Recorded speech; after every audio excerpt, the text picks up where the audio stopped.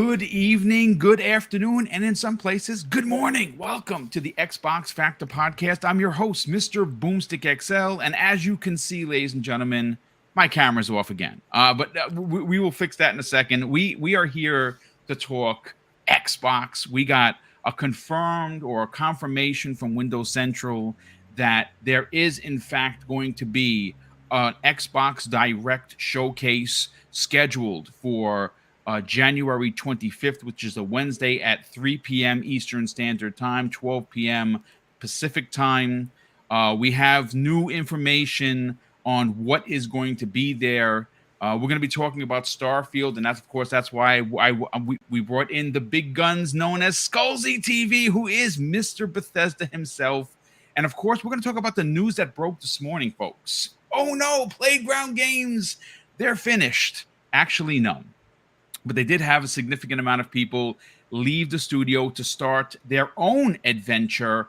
And yes, folks, 10 of them, 10 members of Playground Games who have worked on as recently as last year. Was it last year? The year before's Forza Horizon 5.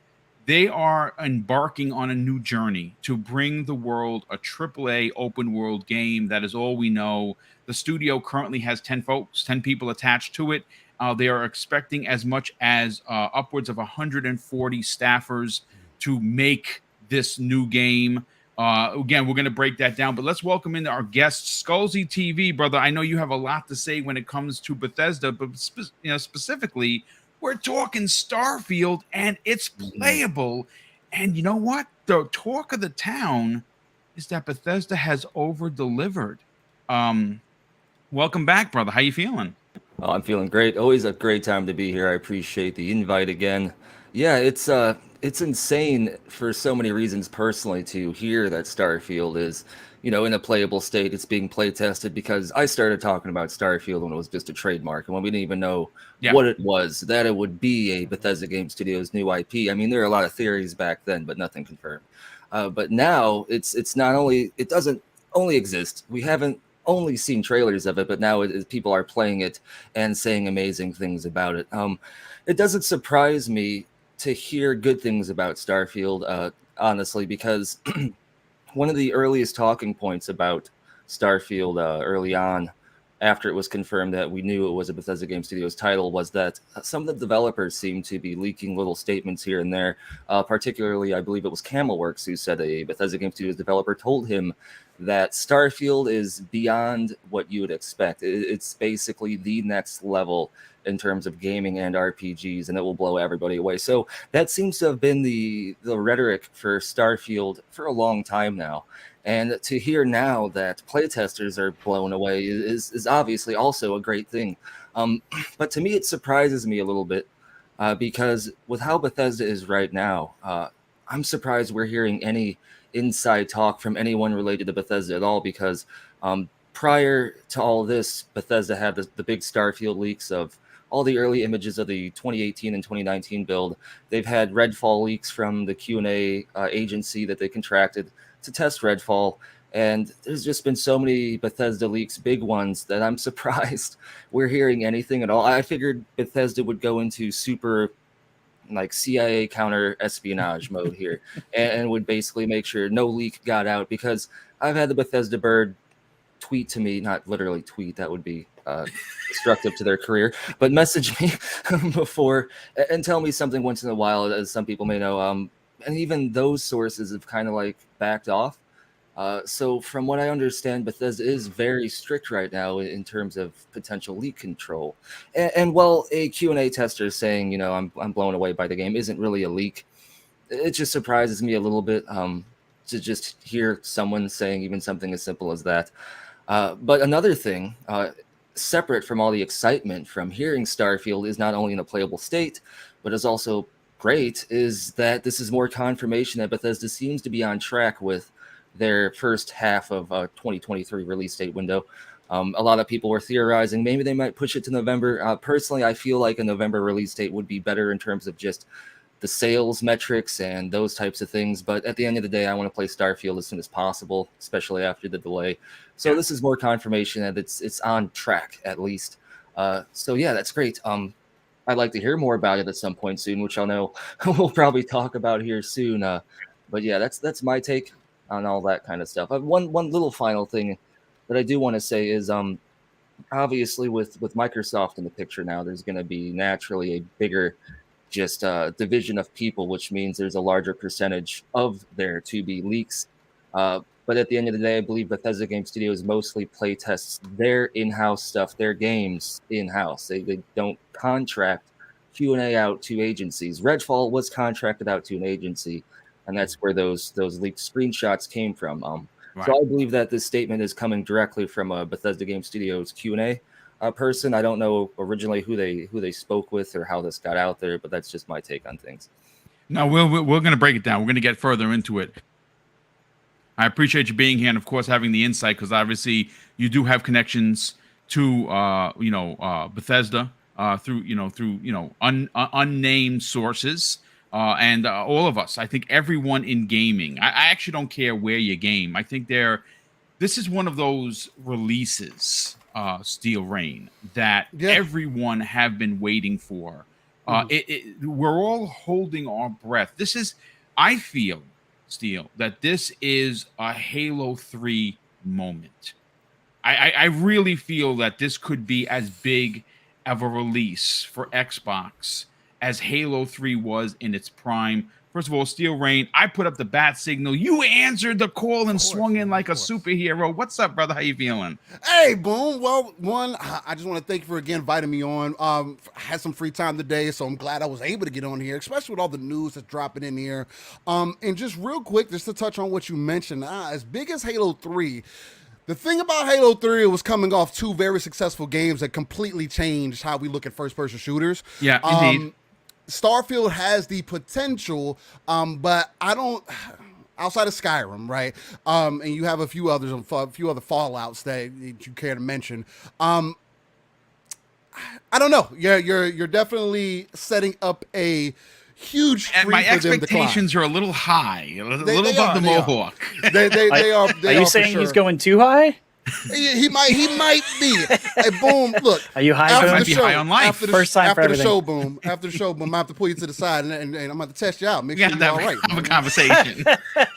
Make him touch his nose. Look, glad to be here. At the end of the day, Steel, it's great to have you here. We have a lot of really great topics to get into. Daniel McGee, what's going on, brother? You are someone excited for Starfield. You're someone one of the best places for both short and long content on your YouTube channel. Love the work that you do, the passion that goes into it, brother. Welcome. Yeah, I'm glad to be here. I think this is my first time ever getting to speak with Skolzy, which is a little bit surreal because I've been watching his channel for a long time. So that's awesome. I love it. Bringing the community together. That's what it's all about. That's what it's all about. Listen, it's great to have you back. Retri, what's going on, brother? We thought we were going to get you here late, and unfortunately, Xbox kind of let you down a bit because they didn't drop any Xbox Game Pass news. Not really. Not really. I mean, they did just for next week, so we're not really getting games this week. But the whole, holiday break, I don't want to be a jerk about it. So it is what it is. We got some monster games coming in next week, so I'm super hyped. Monster Hunter Rise, Persona 3 and 4. I mean, that's good enough for the entire month. But I'm super excited to talk Starfield, especially with Skolzy. He's the expert. Like Daniel said, we all watch his stuff. So if I say anything wrong about Starfield, which I probably will, Skolzy, let me know. Drop the and I have hammer, some bad Skolzy. takes sometimes. But I'm excited. Man, I think you're going to be great. just fine. Listen, I mean, look, you got a green curtain behind you. You can't say you're any more greener than Xbox, brother. There you go. Infinite Umbra, the best singing voice in the business. Welcome, brother. We got a lot to get into. Yeah, absolutely. Good morning, everybody. Yeah, I usually start off Skolzy, getting everybody to sing. So prepare your voice, brother. We expect you to sing as well. Starfield, I don't know, something jingle or something. Yeah, no, but good morning, everybody. I'm excited to meet you as well, Skolzy, and get your knowledge on on this monumental game. Absolutely. Appreciate it. Nice to meet you as well. Nice to meet everybody. Yeah, and it's great. Yeah. It's great to hear. Honestly, thank you so much for taking the time to be here. I know you're busy. You know, your channel's exploded on the scene, and for good reason, because you put out a lot of good quality videos. Especially, again, Bethesda is a big deal in gaming, folks. It is. Maybe it hasn't been for you in recent years because, well, mainline Bethesda haven't really released anything that checks the boxes for a lot of people. The big open world RPGs, megaton sized stories. Well, that's coming. But before we get into talking about Starfield, I do let me catch up on some of the super chats. It's been a big one that just someone dropped. First of all, we got a new channel member. His name is Sean. Sean, thank you so much for becoming a channel member. That is incredibly kind of you. We also have another super chat come in from Game Positive, who drops a very generous $2 super chat and says, "Good morning, afternoon, Xbox fam. Hope all is well indeed." It certainly is. Thank you for being here. Drawn TJ, not to be outdone, drops a very generous $5 super chat and says, "Hey guys, this is going to be a fire show." Well, thank you so much. And wow, we have a monster super chat that came in from Dreadful Sean. Oh, so first of all, Dreadful Sean, thank you. I don't necessarily know if I'm worth $50. That is bonkers, but I just wanted to say thank you. That's an incredible super chat. It's very generous. Welcome to the channel. He says, "Just wanted to say thank you for the 10 plus hours of content a week. Usually catch your content the day after on Spotify as I deliver for FedEx." Oh, dude, that's awesome. Thank you very much. And I'm glad that I can make your work day go. And yeah, it's getting up about 10 hours a week, and I'll never stop. I love it. It's one of my favorite things. Like I said, technically it's a job because you stream 5 days a week, it becomes work, but I love it. And I appreciate the generosity, but I really appreciate the kind words. That's what we do. That's why we're here. That's when everyone has their channel. And we like to produce the content because people like to listen and we like to talk about gaming. Sith Lord, generous friend of the program, drops a very generous $2 super chat and says, "Jez on XNC implied Scalebound was not dead." Yeah, it's funny. Bring it back. Just the other day, I think it was yesterday, Idle Sloth, who I love. I don't know him, but I can tell you that Idle Sloth is the freaking man. I mean, if there was someone, the robot, Idle Sloth, he's not human. He is not a human. He's not a human person, folks. He might be an AI because he gets out news so goddamn quick that it's unbelievable. And he did something very funny. He simply tweeted a picture of Scalebound and didn't say anything. And I wrote to him and I said, "I see what you did there. You're bringing the Scalebound shenanigans up again." Who knows at this point? I hope so. But let's get into let's get into the breaking news, if you will. It's being reported by pretty much everyone. And I pulled a story from VGC, VideoGamesChronicles.com, one of my favorite places to get information from. I do trust their sources, and I do like the way they write. This was posted this morning at 10 a.m. by Tom Ivan of the site. Tom's a good writer. I like a lot of the stuff that he does. And the title of the article, "Forza Horizon leave Xbox's Playground Games to form new AAA studio." And it goes on to say the UK-based Maverick Games first release will be an open world title. Now, of course, if you don't know what Maverick Games are, well, that's the name of the new studio. And I seen some craziness on the internet because guess what, folks? It is the internet, and people are now running and screaming and saying that Playground Games is finished. They've lost 10 of their leads. Oh my God, folks! It's not that serious. They are very talented people. I'm sure if you listen to, and I'll read some of the quotes from them, they loved working at Playground Games, but an opportunity presented itself for them to do something that they wanted to do as the team. Now, obviously, Playground Games is huge, and it has hundreds upon hundreds of employees, and 10 of them, who are probably all very good friends, decided that they wanted to embark on a new adventure that lets them tell the story that they feel confident in telling. Now, is that a problem? It is not a problem. If you look at the quotes, this startup consists of only 10 people now. They are building the team. This is the groundwork. These are the 10 founding mothers and fathers, if you will, of Maverick Studios, and they have an idea, and they want to move forward with that idea. Now, did they pitch that idea to Xbox, and Xbox was like, no dice? I can't tell you. I wasn't a fly on the wall. I wasn't in the room.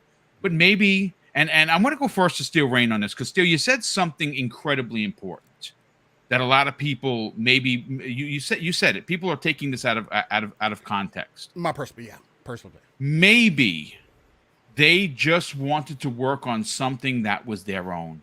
Is there a problem with that? What are your thoughts on the announcement of Maverick Studios? All right. I think it's something that I think it's important, man, because if you look at how long some of those key people that ended up leaving, and all the people that that people are kind of jumping on and saying that, oh, look how Microsoft can't manage their studios. People are just leaving left and right. There has to be also something said about being part of a team for a certain amount of time, bringing out on masterpieces time after time. I mean, 5 games in a row, at least in my personal opinion, every Horizon game has been a masterpiece. So everybody whose hands have been a part of that should be, 1, congratulated, and 2, deserves every little bit of a new opportunity if they find one. In this example, I personally think that there was an opportunity that came knocking on the door per the article. And again, I'm just going to be kind of going off from memory, so I may misquote some things. But from what I took from out of the article was that they love working with Playground Games, as you mentioned, Boom, but there might have been some creative differences there.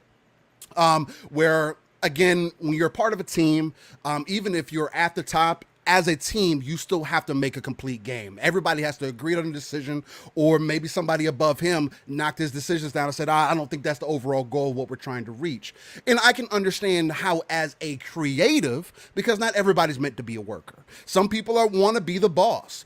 And this, to me at least, seems like a situation where some of those guys and gals wanted to step into an opportunity where they had more creative freedom. Right. Forza is Forza. It's always going to go that direction, depending. I mean, the only next direction that we're anticipating is for them to go to Japan. And honestly, how can they mess this up at this point? But I think that since they've been, the other thing you got to think about too is that they've been there long enough to also facilitate new talent. So these people leaving, I do not believe has an integral effect on Playground Games at all. Playground's very next thing right now is getting Fable out of the door, and then we'll see if we get, and also Horizon 5 DLC, because we still have one more, at least one more expansion from that we're expecting. But then their very next thing is Fable. And maybe he didn't want to be part of that. Maybe they didn't want to be part of that either. Maybe they were getting pulled multiple directions, and it just was taking up too much time. They were in rooms, trying to brainstorm, and it was just impeding on what they were trying to accomplish. But just speaking on the fact that there was an opportunity for them to create this studio, again, as a creative who possibly wants to be a boss, I can understand why you would want to say, hey, you know what? I had a great time. There were some little things here and there. We couldn't agree on everything, but overall, I feel like this is the correct way for me to go on my career path. Yeah. That's how I see it, at least in this situation. And you know something? If that, in fact, is the case, there's literally nothing wrong with that. Being a creative, if you are someone that appreciates doing new things, listen, there's a reason why people are flocking to Microsoft in regards to so Xbox. You see it every week. Someone is coming over from some studio. A lot of the studios that they're getting talent from are from former Sony first-party studios. We just saw the announcement that one of the creative leads from Horizon Forbidden West is now working with Obsidian. It happens all the time. But when you see a group of people embark on a journey that they want to build something special for themselves, it should not be looked upon as, oh my God, there goes Microsoft effing up again with the way they do business. I think what you're going to see here is a group of people that worked on a game for many years, just like Steel Rain said, and they want to do something different. Listen, say what you want to say about Bungie, but that's what eventually happened to them. Now, obviously, Bungie, that was a much different Microsoft back then. And obviously, if the Microsoft leads today were in place back then, I don't think Bungie goes. I think Bungie is let to go do, hey, you want to make a Destiny game? You go ahead and make a Destiny game. And that's Xbox first party. The right management wasn't in place back then, and they didn't leave on the best the best terms. But as you have seen, Phil Spencer is very, very good friends with the head of Bungie. They play Destiny together freaking all the time. So again, this is a team that's not leaving. They're not being thrown out the building, right? This isn't a Vince Zampella situation where their boxes are outside and they're getting tossed out by security. They want to go do their own thing, and I think we should encourage that. Skulls, let's get your hot opinion on this. Obviously, not lead story to open up the show as we close in on already 500 people here. Holy shit, that's crazy. Welcome, everybody. Hit the like button. If you're new, please consider subscribing. Folks, we are 400 and change away from 12K. I'd love to hit that this month. It would be a big deal. Again, small channel, mom and pop style. Again, I apologize for the glorious peacock you see behind me, because obviously I'm in an apartment, folks. I have limited space, and that's Mrs. Boomstick, and I don't mess with that. That's her design. All right, so she Beautiful. runs the ship. I just steer. Skullsy, let's get your opinion on this, brother. Big deal or a big nothing burger? Every time this happens, I feel like the internet just loses their mind and they act like a government is collapsing. Like, we have seen this numerous times with numerous studios. We've seen this with Bethesda Game Studios when Nate Perkypile left, and a few other big developers there who've been there for over 10, some of them 15 years left. Steel Rain hit the nail on the head. It's creative. Like, people who create generally the same thing, even though it's a great game, might want to do something different sometimes. It's like a painter, even though they paint famous castle paintings, and they do like painting castles. After you do for 10 years, you might want to paint a mountain. It's really nothing more than that most of the time. And sometimes it can mess with a company, but generally it doesn't. The only times that we should be worried about something like this is if a mass amount of people leave the company, including executives, including like everybody. And usually that's when something else is going on. That's not what's happening here. 10 people are leaving Playground, and the number kind of strikes me because a lot of the game development positions are based on contractual situations, which means you're hired on for X amount of time until this is finished with the project, or until the project is about ready to ship. It just varies depending on the situation and the developer and what they do. And this could just be these 10 developers had their contract up at the beginning of 2023 or right at the end of 2022, and they've been waiting for this specific moment to do what they want to do, which is their next creative endeavor together. So really, at the end of the day, it's not a big deal. Like I've said, this has happened with a lot of developers, right? BioWare has had this happen before. People were saying this might be a bad sign for Bethesda when all their people were leaving, and Bethesda Game Studios is still around. They're still going to put Starfield out. It doesn't seem like they've decided that they're in a bad situation. So yeah, I think people are just freaking out, and probably a lot of this stems from people trying to make one side look bad. The whole console war thing. They see potential ammunition they can use, and then they just fire it blankly into the air and hope it lands somewhere strategic, which none of it does. Rarely. But yeah, that's my take. It's dramatic. People are freaking out over nothing. It's either based on contracts, or most likely they just want to do something else, which is fine. And which is perfectly fine. Real quick, got to shout out pre-authorized transaction for PayPal. He drops a very generous $5 super chat and says, happy to see Skullsy back. Hope I didn't miss anything important. Big props to you guys, and Skullsy, hope to see you stream soon, man. Yeah. So it's great. He's been here before, and we're happy to have him back. And thank you for the generosity, brother. Definitely appreciate you being here as well. We also have another super chat that came in from Night Springs. Oh, I love the name, brother. I hope you are an Alan Wake fan, because yes, I cannot wait for Alan Wake 2.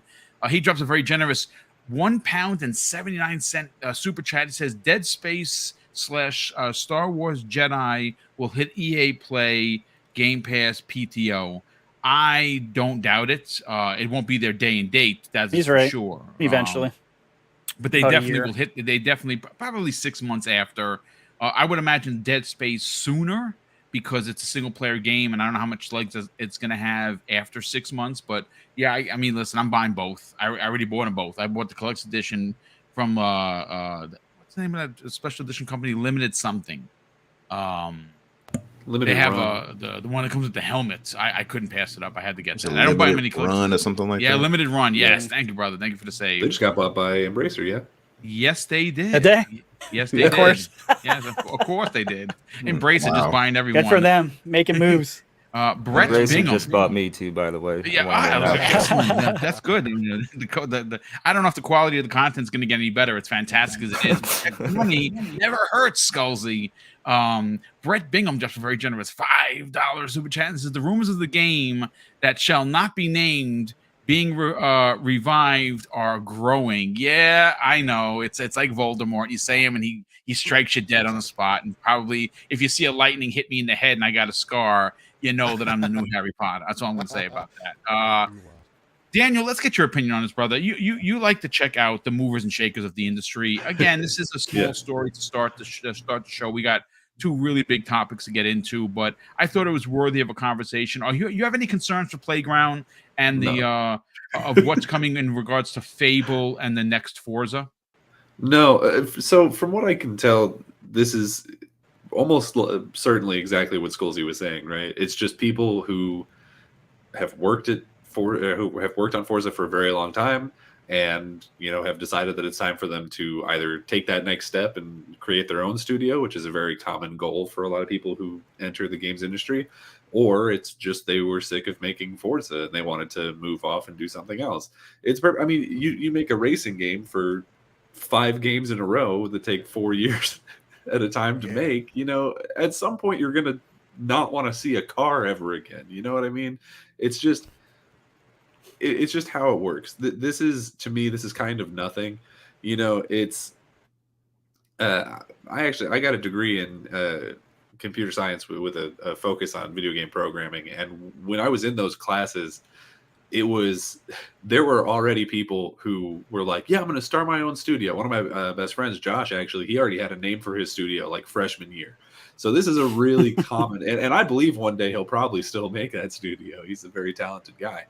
But this is a very common goal for people who want to enter the games industry, is they want to be in control of their own projects. And there's really only one way to do that. And it's to own your own studio. Otherwise you're, having to kowtow to either the people above you or, your board of directors or whatever. There's always something preventing you from making exactly the game you want, unless it's literally just you making that game, right? So I completely understand why they would do it. And I've seen a lot of really strange reactions to this, where it's people either jumping to the conclusion that, oh, Playground is dead, which is of course ludicrous, because we see people leave studios all the time and then they continue to be fine, just like Skullsy said. I mean, we've seen it on the Microsoft side, we've seen it on the PlayStation side, we see it all the time. They just go and they start new things because that's just kind of the natural cycle of the games industry. And it's not even unheard of that this new studio, Maverick Games, which we know basically nothing about outside of the logo, it's not even unheard of to think that whatever their first game is might be, first launched into Game Pass or exclusive to Xbox. Because if these are all people who are from Xbox Studios, that's where their relationships are.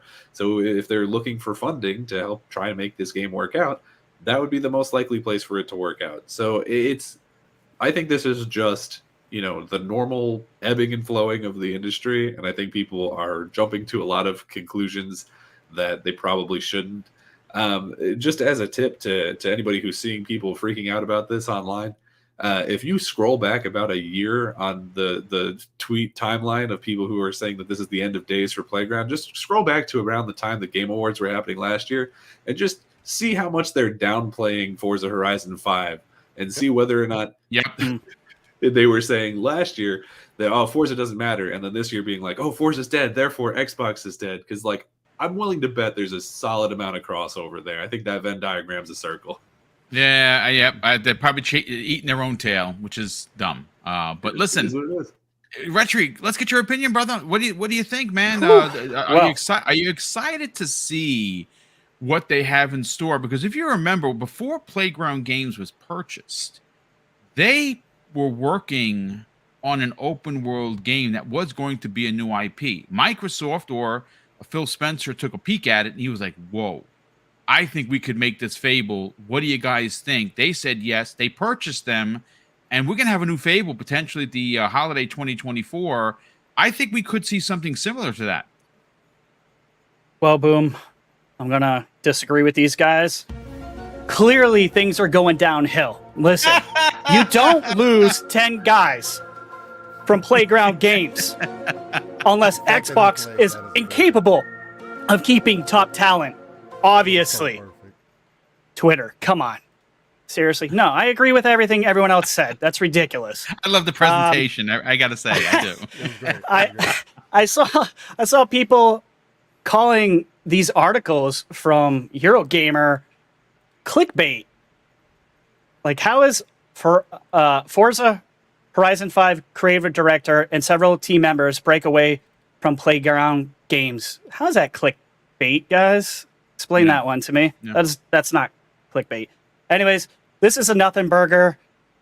It happens all the time. I agree with the other guys. If I've already worked on 5 Horizon games, I probably wouldn't want to work on another one. So I think this is just creative freedom. A lot of these guys are now the leads in their departments. Yeah. So they're all probably going to make more money if Maverick, AAA open world game is successful, which I hope it is. I actually really enjoy when things like this happen because it means we get more games, and who knows, Microsoft already has a relationship with all these guys. Maybe they'll buy them. Maybe they'll acquire them. Who knows? Maybe Maverick is a new Top Gun game. I don't know. For all we know, Retri, they're confident to make this move because you got to remember, they're leaving a job to start a new company where they have to pay themselves. You don't know if Microsoft didn't say, yeah, you know what? Here's a bunch of money. Here, start up your company. It's hands off. We just want to help you. You've done so great for us. We want to invest. Here's a bag of money. Get your studio started and let us know when you have something. Right? That's how these things happen. Absolutely. I mean, it happened with Sony and Haven, so why not? There you go. Yeah, perfect example. That's a great point. Infinite Umbra. I know you're not going to sing about this topic because Starfield is the one you're going to sing for. But, I mean, again, everyone has some really great points. What are your thoughts on the new studio coming out of Playground Games, 10 of their members? In a world where... No, let me stop. Agent Retri made me get a little antsy. I'm like, hold on. I need to do something special, too. No, I mean, you all pretty much hit it on the head. I will say, though, the only odd thing I feel like it'll just be Xbox's luck that whatever they're making will be exclusive to Sony or something. That's what I can see that, too. I can see it happening. Oh, we're going to just the PlayStation exclusive. I can see it for some strange reason. But I don't know. I'm excited for it, like Retri pointed out, because, anytime you can get good creatives behind something where they can make something new, a new IP, and I like open world games. I'm all supportive of them. I'm happy for them. And, they're doing something that, like you pointed out too, Danny, where they get to, step out into their own and make something they want to make. And like you all pointed out, they've been making Forza, all this time. Yeah, they probably want to make something new, which is, by the way, most of us have talked about with other studios like the Coalition and 343. Where we have expressed, and I know I have, wanting them to actually, Microsoft or at least Field and team, allowing them to make something outside of those games. They should not just be factories for Gears and for Halo, in my opinion. And I think it's probably hindered them more than helped them. 343, I know, is getting a lot of flack lately, so maybe people are like, whatever, 343 is trash, whatever. That's probably what they think, a lot of people. But I think they're creative people. I think they're talented people. I think they've just been led astray on how they handle some things. You know what I mean? But I feel like if you actually put them in, give them a little creative freedom to do some things, and they come together with the proper management, I think they'll be just fine. But as far as these guys here, yeah, I'm excited to see what they can come up with. So provided, of course, that it actually comes to Xbox and it's not exclusive to PlayStation.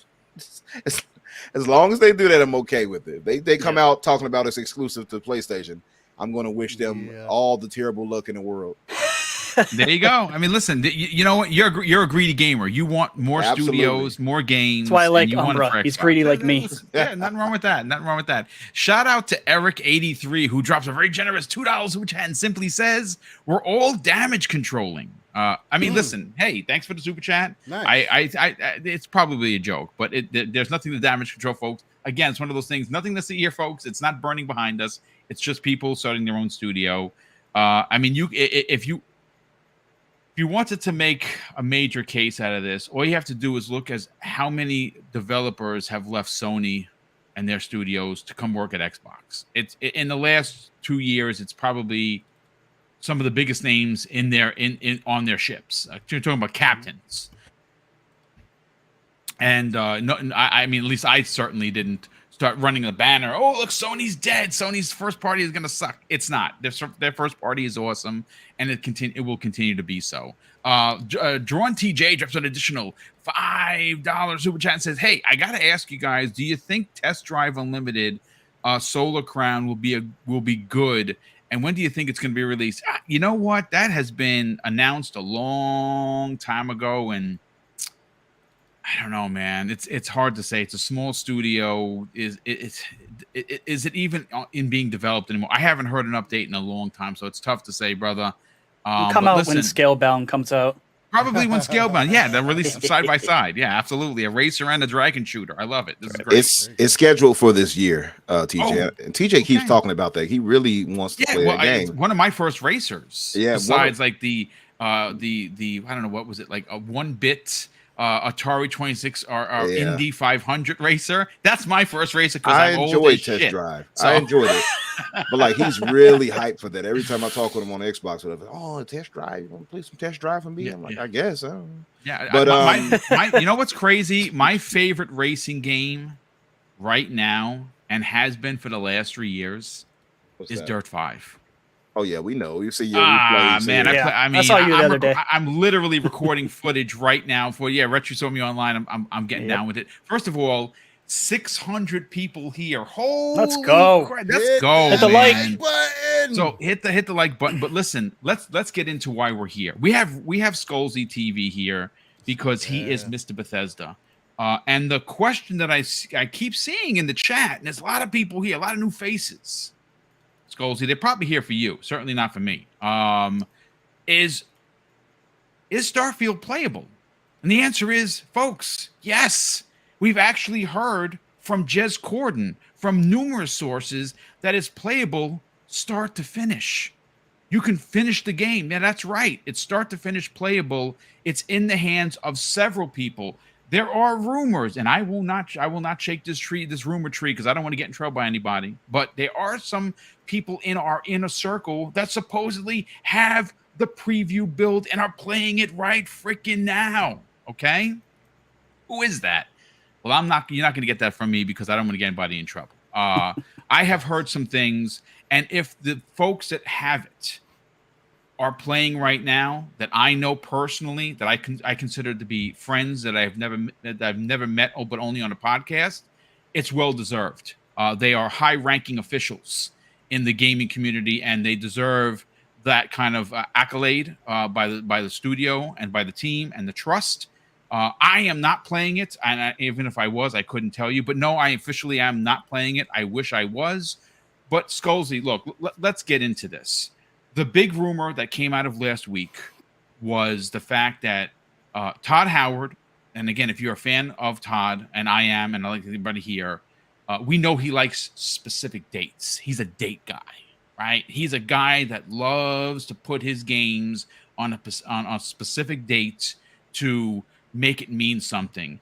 The date that keeps flying around is 3/23/23. And if you look up that date right now, folks, NASA loves to launch things on that date. They've had tons of satellite and rocket launches on that particular date.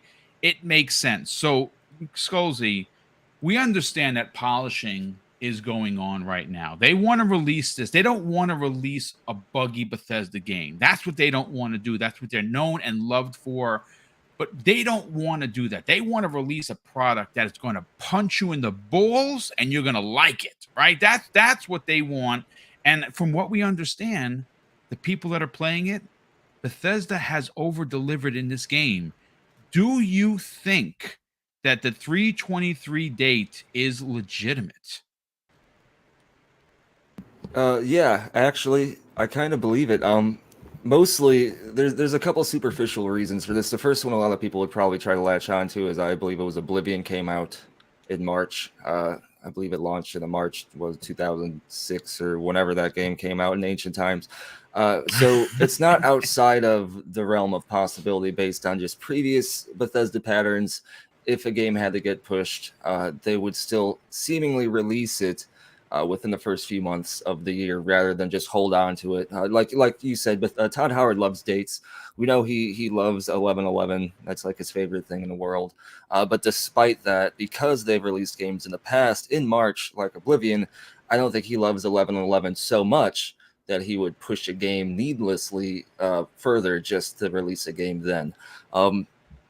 I heard towards the end of, not even the end of 2022, more like the middle of 2022, that essentially Starfield was playable from beginning to end. So it's very likely that they've been polishing the game for a lot longer than people might think, which also opens up the potentiality for them to have been adding previously cut features, because Bethesda has cut plenty of things before. One of the first mods that comes out for most Bethesda games is the cutting room floor mod. There's a garbage truck outside. Sorry if you can hear it, but yeah, they cut a bunch of stuff, usually entire villages, sometimes quest chains. So with the delay and the even bigger chunk of polishing time that Bethesda has with Starfield, not only will we see a lot less bugs, but we'll also potentially see stuff that was cut. So to cycle that back around to the March release date, I think so. I think March makes the most sense out of the first half of 2023, which is the release date window.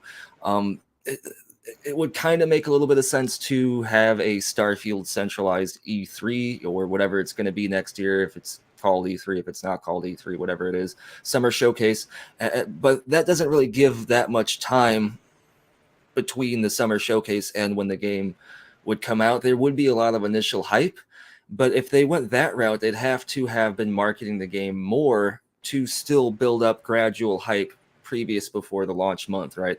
It would be weird for them to, even if they said the game's going to come out in June, for them to have a big Starfield showcase right before, like a couple weeks before. They have to give us a lot more information about the game, because it's a new IP, right? They can't just go off of their previous reputation with like Fallout or the Elder Scrolls. This is something different. This is their first next-gen RPG, true next-gen RPG, which is crazy to say with how long it's not even next-gen anymore. It's current-gen and has been.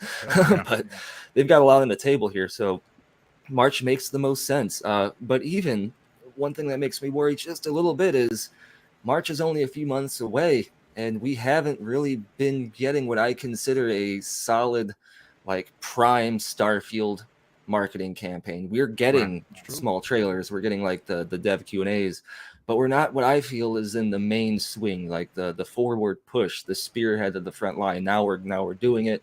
The operation is ongoing, and we're going to push this until release. I don't feel like we're in that yet.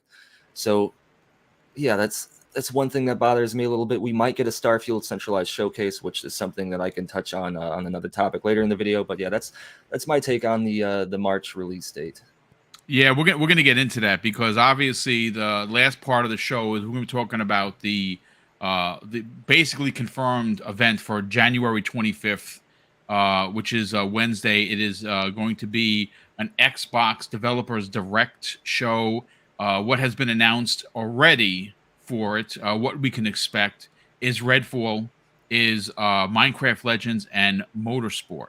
What has been left off the table and concerning for me is the fact that Starfield may or may not be there. And I understand that it's meant to be probably a 30-minute or 35-minute show, heavily, I would imagine gameplay of all three games. But I like I said on Twitter, I'm not saying that the show is going to fail if Starfield isn't there. But to Scolzy's point, and we will get to that point after everyone gives us their opinion about Starfield and being playable, is that Microsoft at that show absolutely 1000% must let us know that a Starfield event is coming. It has to be said, because if it's not, it's going to be I think it's going to be a downer for a lot of people.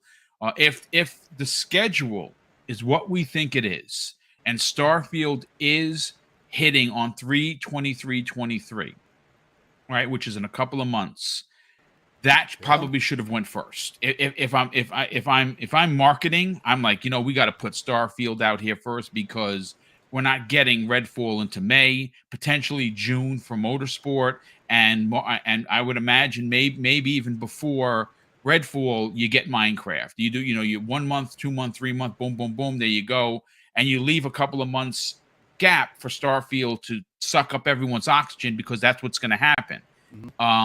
I don't know why they would do it backwards. I'm not in marketing. I can't really say. But Steel Rain, there are some people in here in the chat right now that are new names. And, of course, we want to welcome everyone that's here that suggest, how could we say that they have over-delivered if we haven't played it? Because, well, that's what is being reported. I don't know how else more to put it out there. I'm not playing it. I don't think anyone on the panel here is playing it. But if we were, we couldn't say anyway.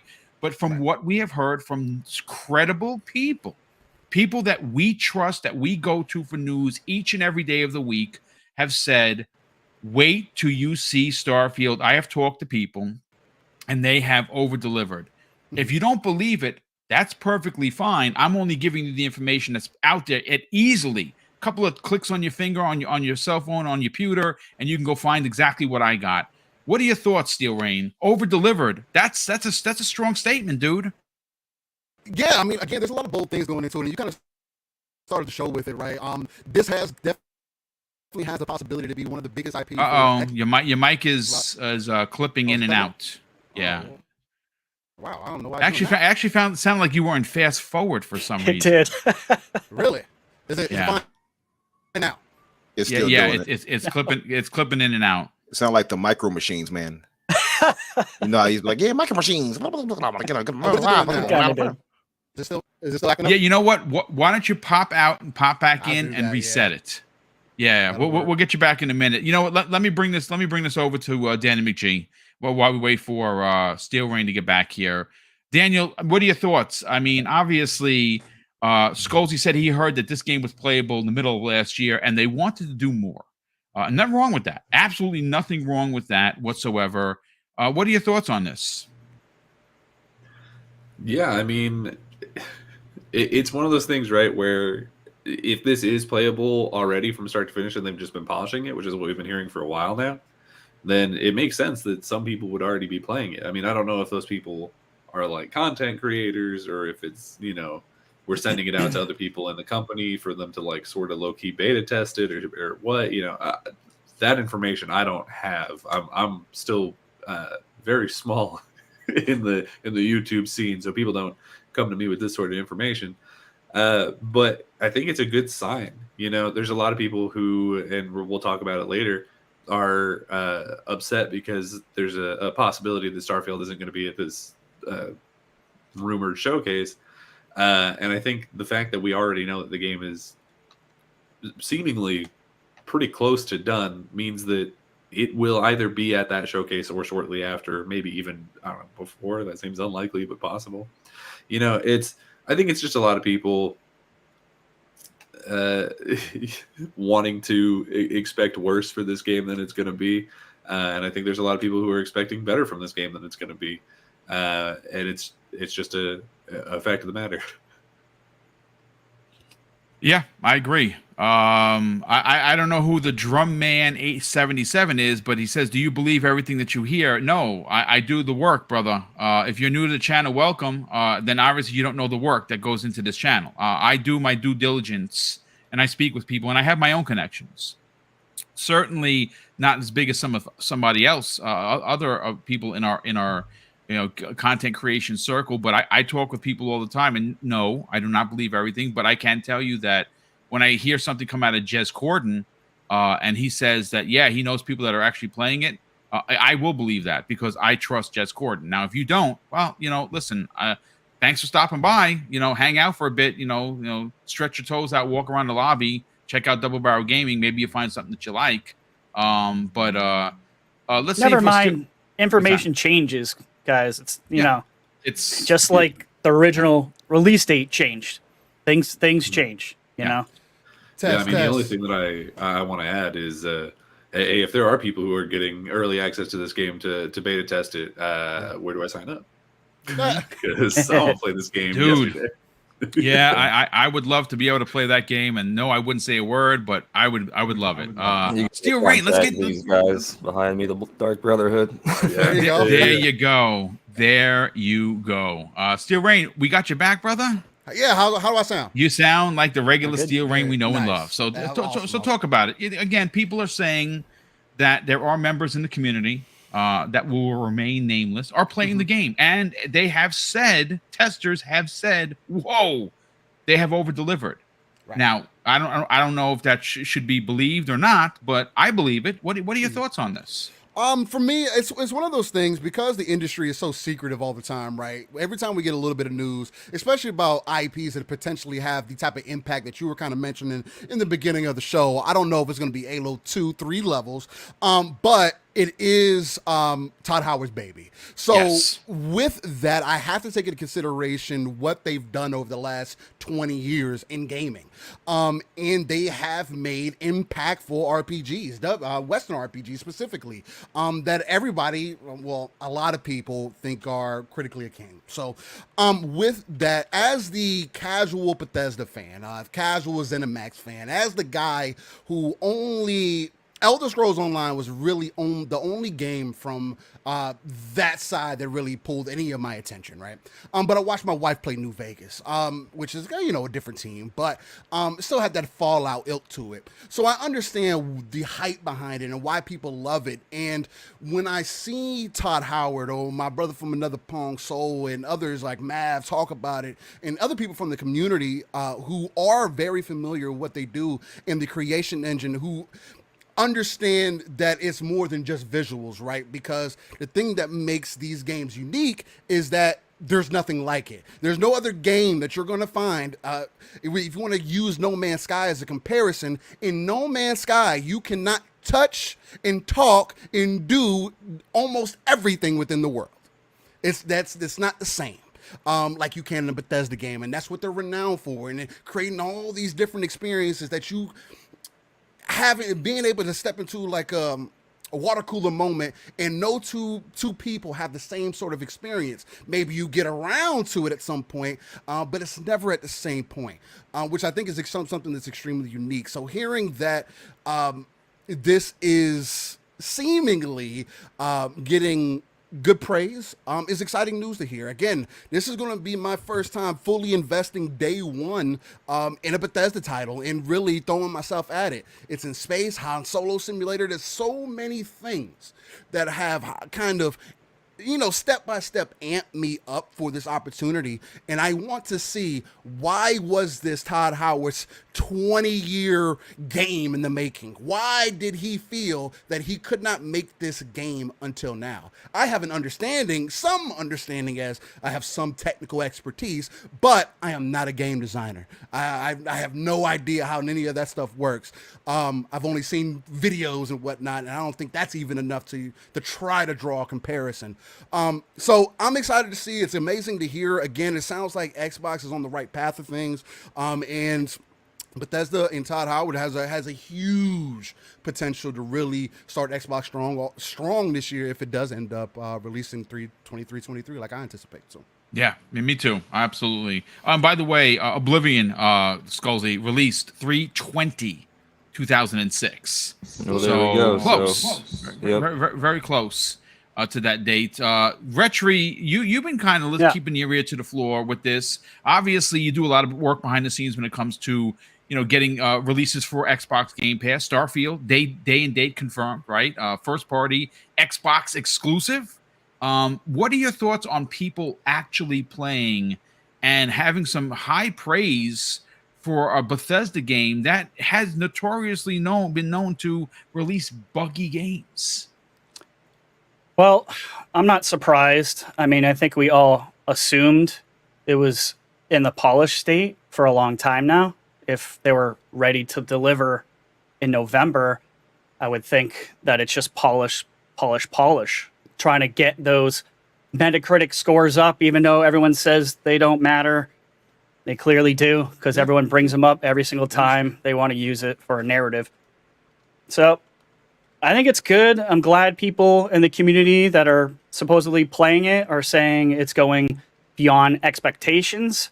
I think that just has to do with the massive size of Starfield, and probably they're just amazed at how much there is to do, maybe side missions. But I'm on the side that I believe this has been in a polished state for a pretty long time now. I think they are trying to reduce the bugs. I think there clearly will be bugs. I think it's impossible for a game of this scale not to have bugs. And you bet the internet's going to be posting those videos, and I'm sure they'll be funny. Bethesda bugs, and I'm not trying to make an excuse for them, usually for me are not game-breaking bugs. They're usually funny, where someone gets hit in the ragdoll and they literally fly to the moon. Stuff like that. Reminds me of some of the funny Skyrim bugs, which is one of the best games I've ever played. So I'm highly anticipating that this title will be all that they say it is. Their track record says it should be a hit. So why wouldn't I trust Todd and Bethesda? I think their track record speaks for itself. So Yeah. I'm happy to hear that things seem to be going well. So Yeah, I'll say this: my hype level has gone from 11 to like 311. To be honest with you, it's one of my most anticipated games. I already declared this as a life stealer. This game is coming out, and I feel bad for anything around it.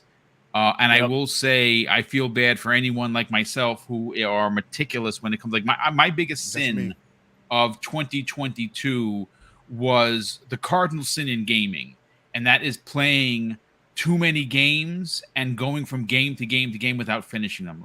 I did not. I think I finished maybe 3 games last year, and that's disgraceful. And that's because I had so many games that I was playing and enjoying. It just I would play for 3-4 days on this one. Something would come out, and I was like, oh, shit. I don't, FOMO. I got to talk about it. We're getting on to the show. We got to know about the game. We play it, and you're like, man, this game is so good. I can't get away with it. I wake up in the middle of the night. I'm like, should I go back to sleep or should I go play Vampire Survivors? God damn it! 5 o'clock in the morning later, I'm like, I probably should have went to sleep, and now I'm dead. So yeah, that happened. Quick resume is a double-edged sword. Boom. I'm the same way. I grazed a ton this year. I didn't finish nearly as many games as I wanted because it's just too easy to flip back and forth. It is. And Game Pass, not to be a seller for the best service in business, if you are on a budget and you want games, you cannot beat. You cannot beat what they are. Again, I take nothing away from the quality of Sony's games. They're amazing. Nintendo, they're amazing. But A, they don't go on sale, and B, they're not in a service. Hard to keep up with everything, but Game Pass allows me to do that. But listen, Infinite Umbra, let's get your opinion, and then we're going to get into the big show confirmed for January 25th. What are our expectations, and what if Starfield isn't there? That's the big talking point.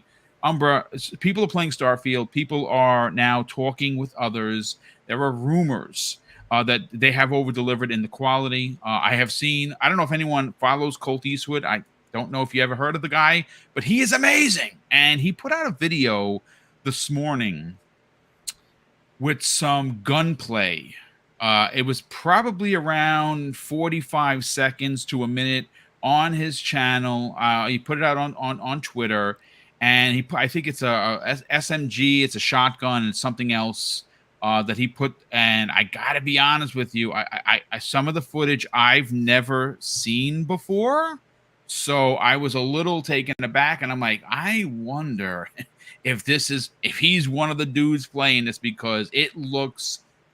Go Colt Eastwood at Colt Eastwood on Twitter. Go look at his last post.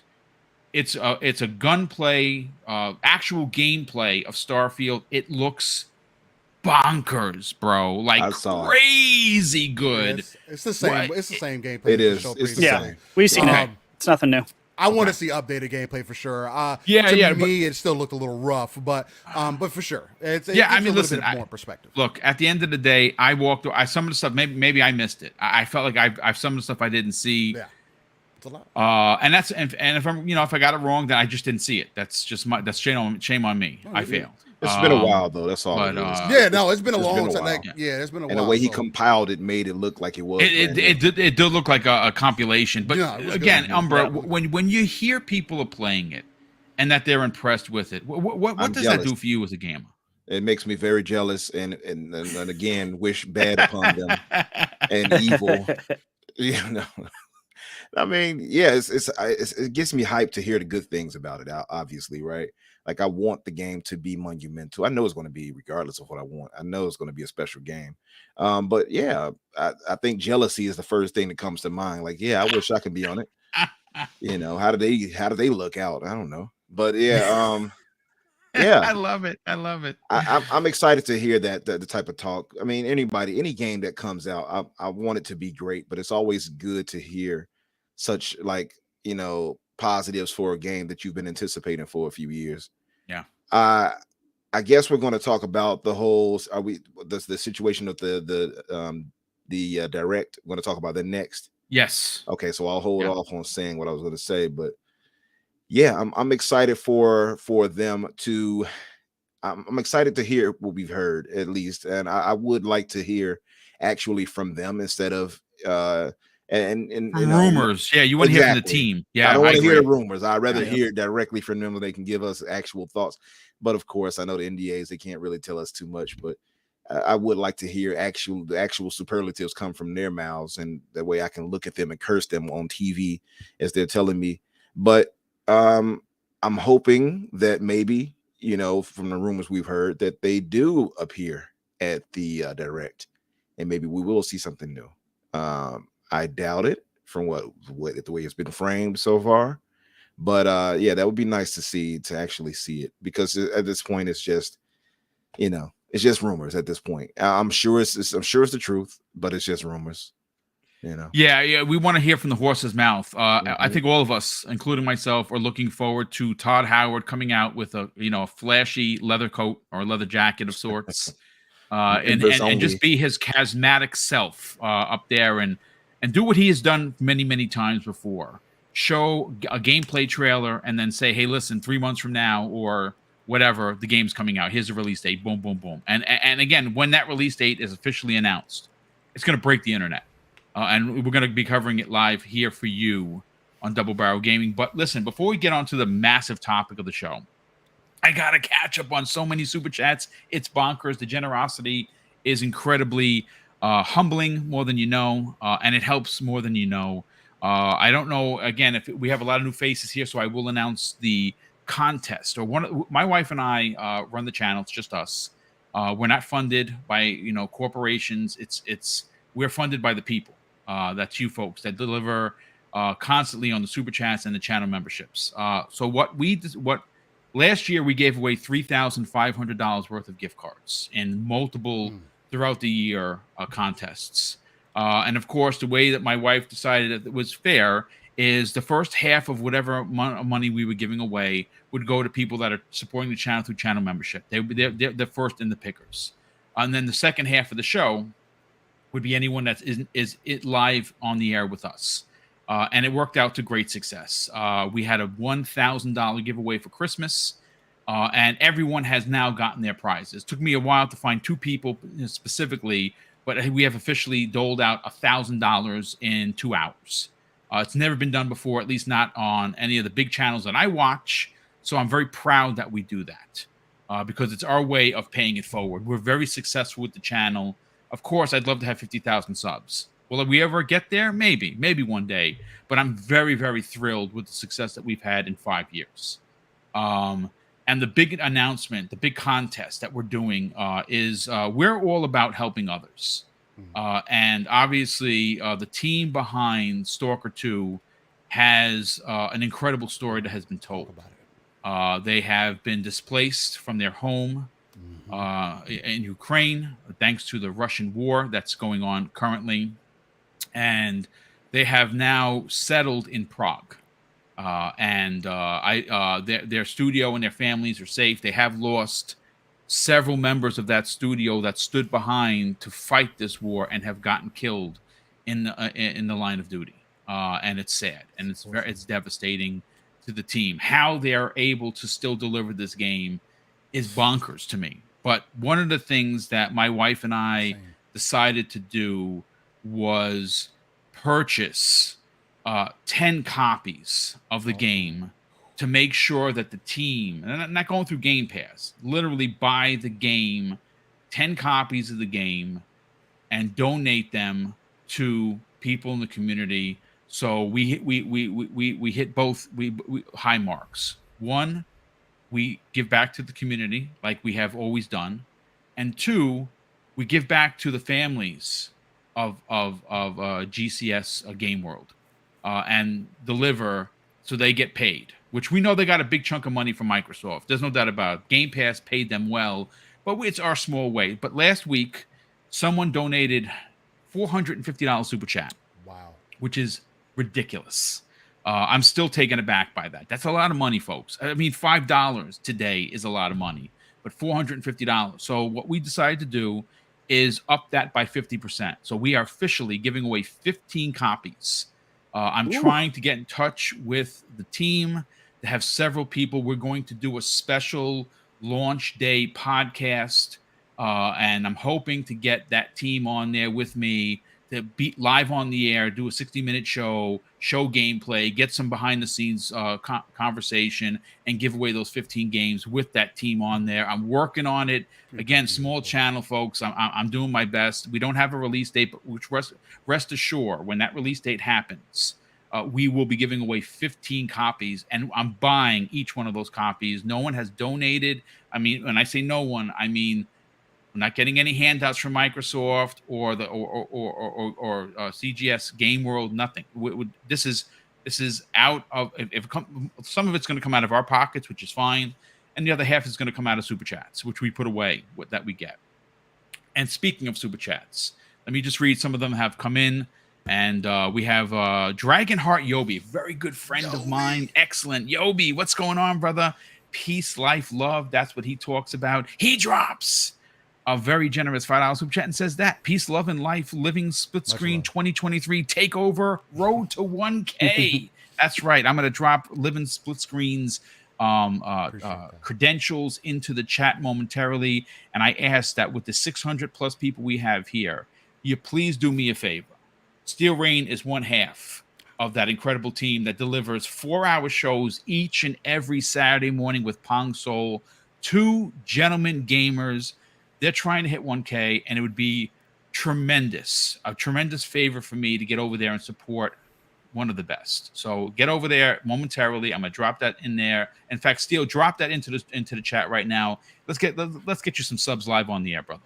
All right. And Jonas the Dad drops a very generous $2 super chat and says, "Awesome show, love the panel. Skull Z rules, indeed he does." Hacky Sacked drops a very generous $2 super chat and says, "Can't wait for God Howard to punch me in the balls." Yes, it's gonna be the highlight of the week, right? There you go.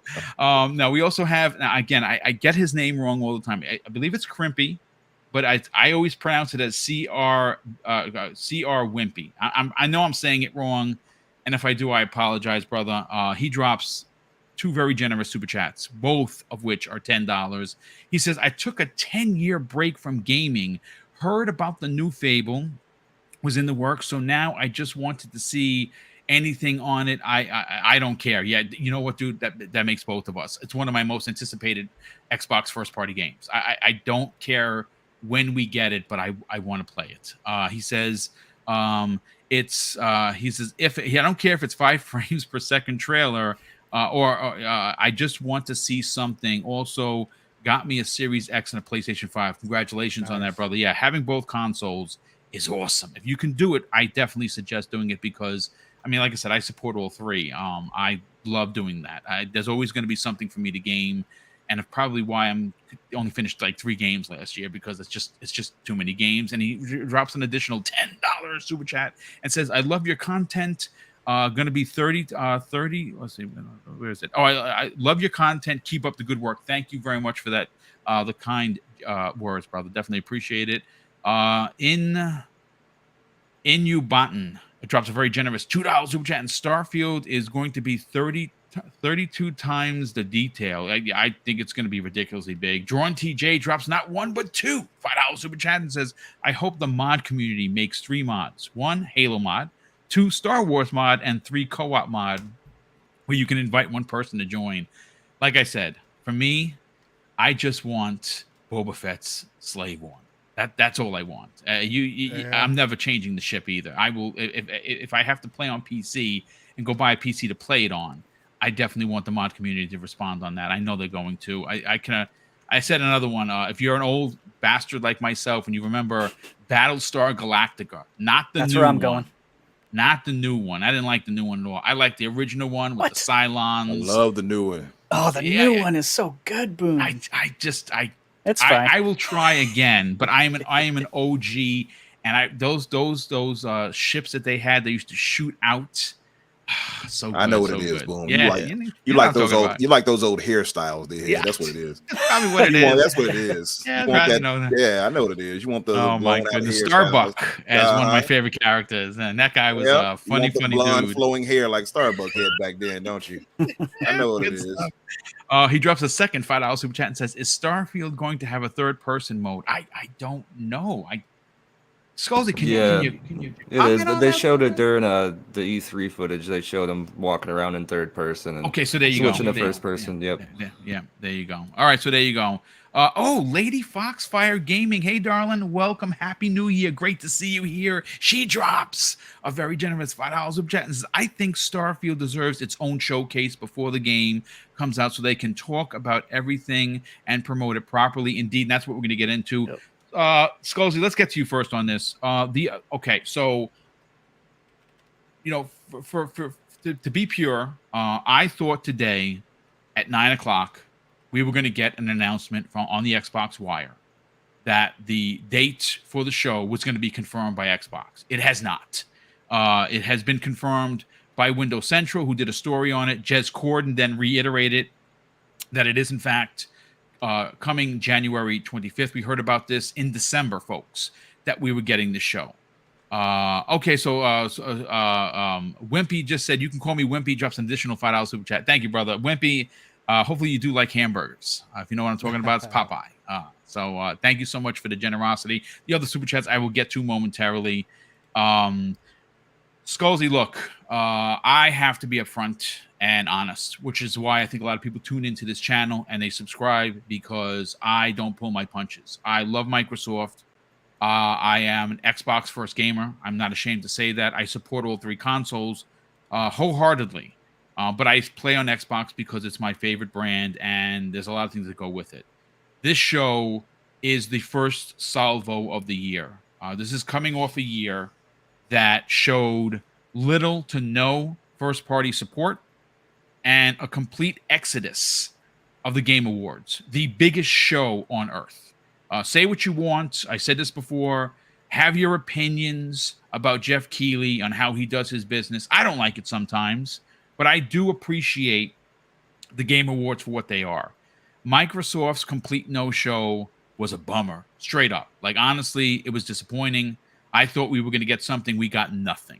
Now, if you tell me that we got nothing because we're going to get our socks blown off on the 25th of January, then I'm saying, okay, well, then it's worth it. And they basically, maybe they told, maybe internally, they were like, you know what? Jeff doesn't do what he's supposed to do for us, so we're going to pull out. We're not going to show anything big there, and we're going to do our own thing.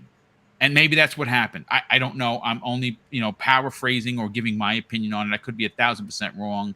And I would applaud Microsoft for doing it because, quite frankly, as much as I respect Jeff Keighley, let's call a spade, folks. It's the PlayStation Awards. It has been for years, and he continues to do it. He just does. That's just his thing. It's fine. But I'm not going to get into a Jeff Keighley rant because it's unnecessary. My opinions about how he does his business out there for everyone to know and love. Whether you like it, you disagree, it's fine.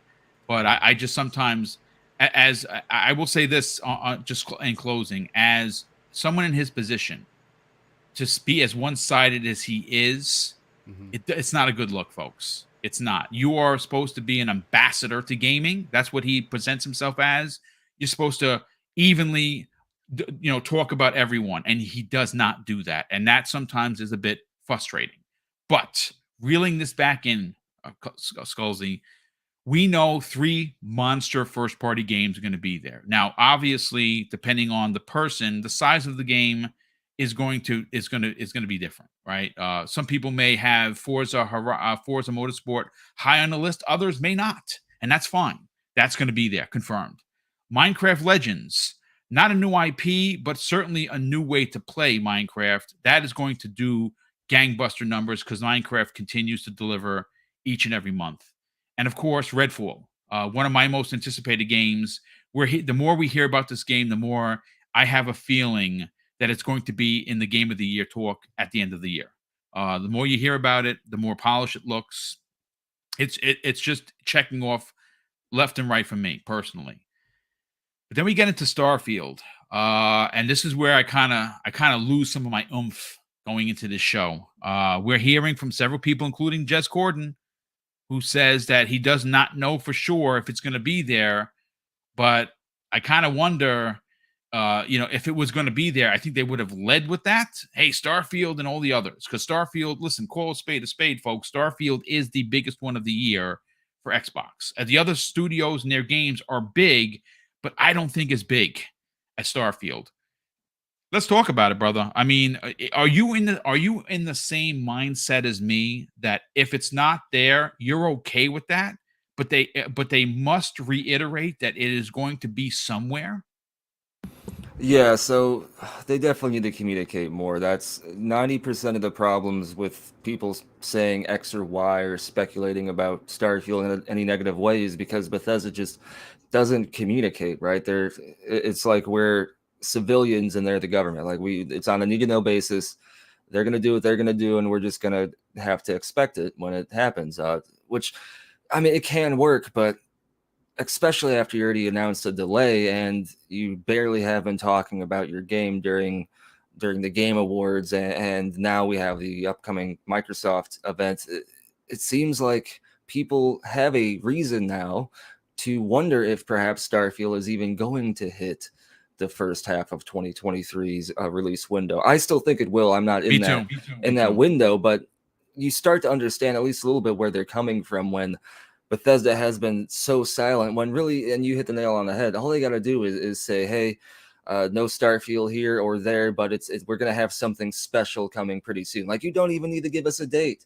You don't even need to tell us, whatever you're exactly going to show. Just tell us there is going to be something Starfield related special coming soon. Just be patient. That's all it takes. Just tell the community something's coming. It's not going to be at this. If it's not going to be at the Microsoft event coming up, say something. I'd be okay with it not being there, but them at least giving us some type of light in the darkness, so we're not at this point starting to maybe join the other tribe where we're wondering if it is possibly going to hit the first half. And another thing, I do believe Starfield, which is something we've touched on numerous points of this broadcast, that Starfield does deserve its own thing, right? It's the first new IP they've had in many years. We don't know what it is. If another Fallout was coming or the Elder Scrolls 6, we'd at least have a pretty good foundation as to what to expect. Starfield, they got to go in with a lot more information, a lot more marketing. So I would expect maybe there to be planned right now a Starfield exclusive event at some point, hopefully within the next month or so, maybe even February, maybe even at the end of January. But if something was coming, I'm with you. They need to tell us at this Microsoft event if Starfield isn't going to be there. And to answer another question, I'm sure a lot of people are wondering, are they going to surprise us with Starfield at this event? I'm with you again. If Starfield was going to be at this event, they would lead with it. Starfield is one of the prime talking points, not just for Xbox fans, but for gaming as a whole. For people who are excited for what Starfield is, and for people who want to just hate on Starfield because it's Bethesda or Microsoft, it's a big talking point.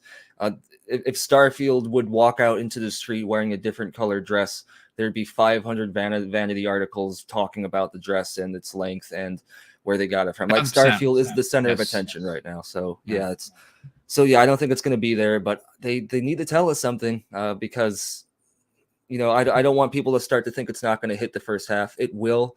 Yes. But I'm with you. Bethesda needs to at least pick up a little bit of the pace. They're not going to go cyberpunk mode by just telling us something is coming soon. That's they don't need to worry about that. Yeah. No, I mean, I agree. And again, folks, like, we're just having a conversation here. I think a lot of people are a bit frustrated. I will read some chats in there and give people the idea that, yeah, people want dates. One of the biggest, and you hit the nail on the head perfectly, Skullsy. I have said this for quite some time, and I'm not taking away anything from the event, folks. I'm excited out of my mind, and it works out that it's on a Wednesday, so I don't actually have to cover the show. I can sit back as a fan and watch it, and then come back 3 hours later on primetime gaming and talk about it and have a bunch of panel guests. I'm going to try and bring an all-star panel. Skullsy, you're welcome to join us that day to give us your opinion, and we'll just have 10, 12, 15 people talking about the event, that primetime gaming, which of course it just works out perfectly. It is the biggest game of the year. Okay, I understand Spider-Man is coming. Spider-Man 2 is going to be one of my favorite games of the year because I love Marvel. I'm an MCU stan. I'm not even embarrassed to say it. Love Insomniac games. I love Venom, so I'm all in. I'm in the bag, folks. On Nintendo, they have Tears of the something for Breath of the Wild 2. I'm super stoked for that. I cannot wait to play that. I beat Breath of the Wild 1 twice. That's how much I love that game, and I cooked for hours. Why? I don't know, but I loved it. This is the biggest game of the year, and we need to know more. And this is, you just have to go on what they have done for me lately. Xbox, even though they delivered an Xbox Game Pass last year, and they over-delivered there, they didn't deliver on first party. They didn't show up to the Game Awards. This is your first show. You got to hit all of the switches. If you're not going to give us, and maybe they're saving it for that one last thing, and I can't argue if that they close the show, you know, they give us a, hey, listen, and this is how I would do it. You close the show, we got one more thing for you. Todd comes out and says, hey, listen, we're not showing any new footage today, but on this date, we're doing a very special, and you're going to get the release date and so everyone's excited, right? The show ends. It's 10 out of 10. Everyone's cheering, hey, Xbox. And we know that the Starfield event's coming. That's what needs to happen. If it doesn't, I'm going to be a bit disappointed. But Steel Rain, let's bring you into the conversation. In front of me, I have the date for the NFL Super Bowl. Sunday, February 12th, 2023. Now, the reason why I bring up that date is because of a chat of a community member by the name of Darcy. He goes by @Leafer_11. Well, he added me on Twitter and simply asked this question. Just throwing it out there, what if Microsoft is waiting for the Super Bowl to drop the release date for Starfield, kicking off the ad campaign? So I wrote back to him, well, that's something to be said about this. And here's why. Wow. Xbox skipping the Game Awards is a big deal. What is even bigger, though, is the Super Bowl. Millions upon millions of people watching. The potential release date for Starfield could potentially be epic. Now, obviously, that would be something. I would imagine that if we do get a show before there, they could do a big push for Game Pass and for Starfield at the Super Bowl, spend that money that they have tucked away for you personally, the event's coming. It's been confirmed by Jez Corden, right? Everyone has confirmed it except for Microsoft. Yeah. It's two of my biggest gripes with Microsoft are the two most main things in marketing. The two M's, messaging and marketing. They seem to drop the ball with that. Now, I'm not saying that they have, but we really should have heard from them first. Yeah. That this event was happening officially before Windows Central posted their thing. Because Windows Central got the scoop, and shout out to them and Jez Corden and the team over there. But you got to ask yourself, where's Microsoft in the conversation? It's your event. Come on, let's show that you're excited. But the question that I have for you, we know what's coming, and I'm excited for all three of those games. And I think that we're going to have. There's also going to be something in there from ZeniMax. Maybe it's one of their new IPs that they're working on, and that's going to be exciting. Where do you feel Starfield needs to be discussed in this thing? It definitely needs to be talked about as soon as possible. I mean, the rumored event that Windows Central has pretty much nailed in the head, and hopefully it does end up being on the 25th, with all the information that we're getting about it. I would definitely, I love your idea on it, where is that one last thing Todd Howard says, hey, we don't have nothing to show today, but this is when we will have in our event.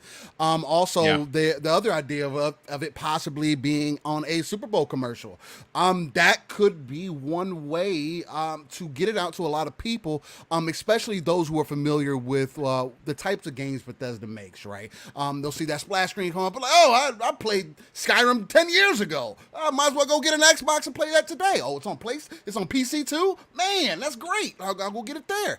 It's just, it does open up another opportunity. Now, whether or not that's going to necessarily happen, or whether Microsoft wants to spend the money, like I saw a pre-authorized transaction mentioned in the chat, nice name there.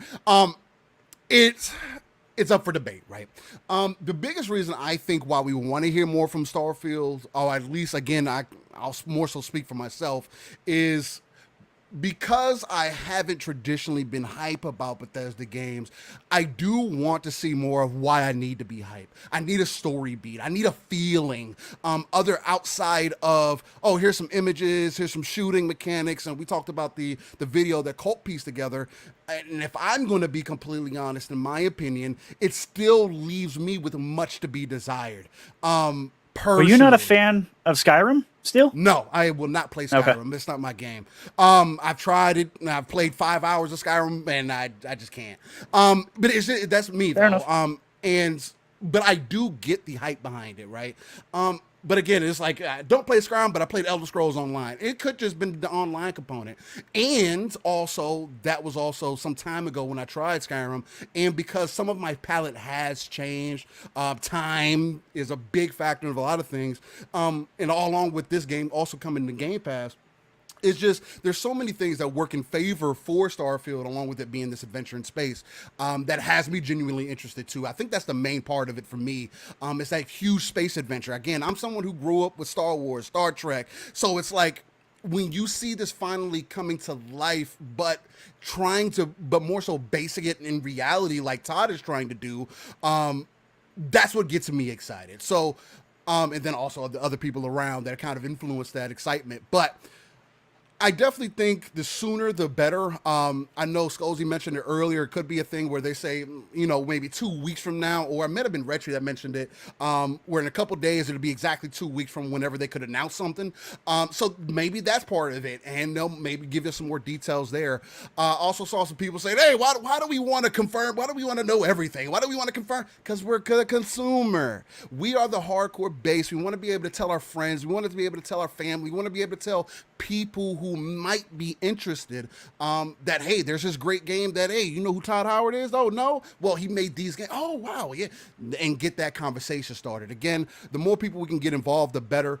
And I just want Xbox to really, outside of Starfield, I want them to really double, triple, quadruple down on their marketing and messaging. Because on one hand, you do really, you do good with talking to the people, but on the other hand, you wait such a long time that it feels like you don't talk to the people. Yeah. But you talk more than PlayStation or Nintendo will ever do. So it's like, you know, it's like it's one of those damned if you do, damned if you don't kind of situations. And again, it is mostly on Microsoft's fault, Xbox's fault.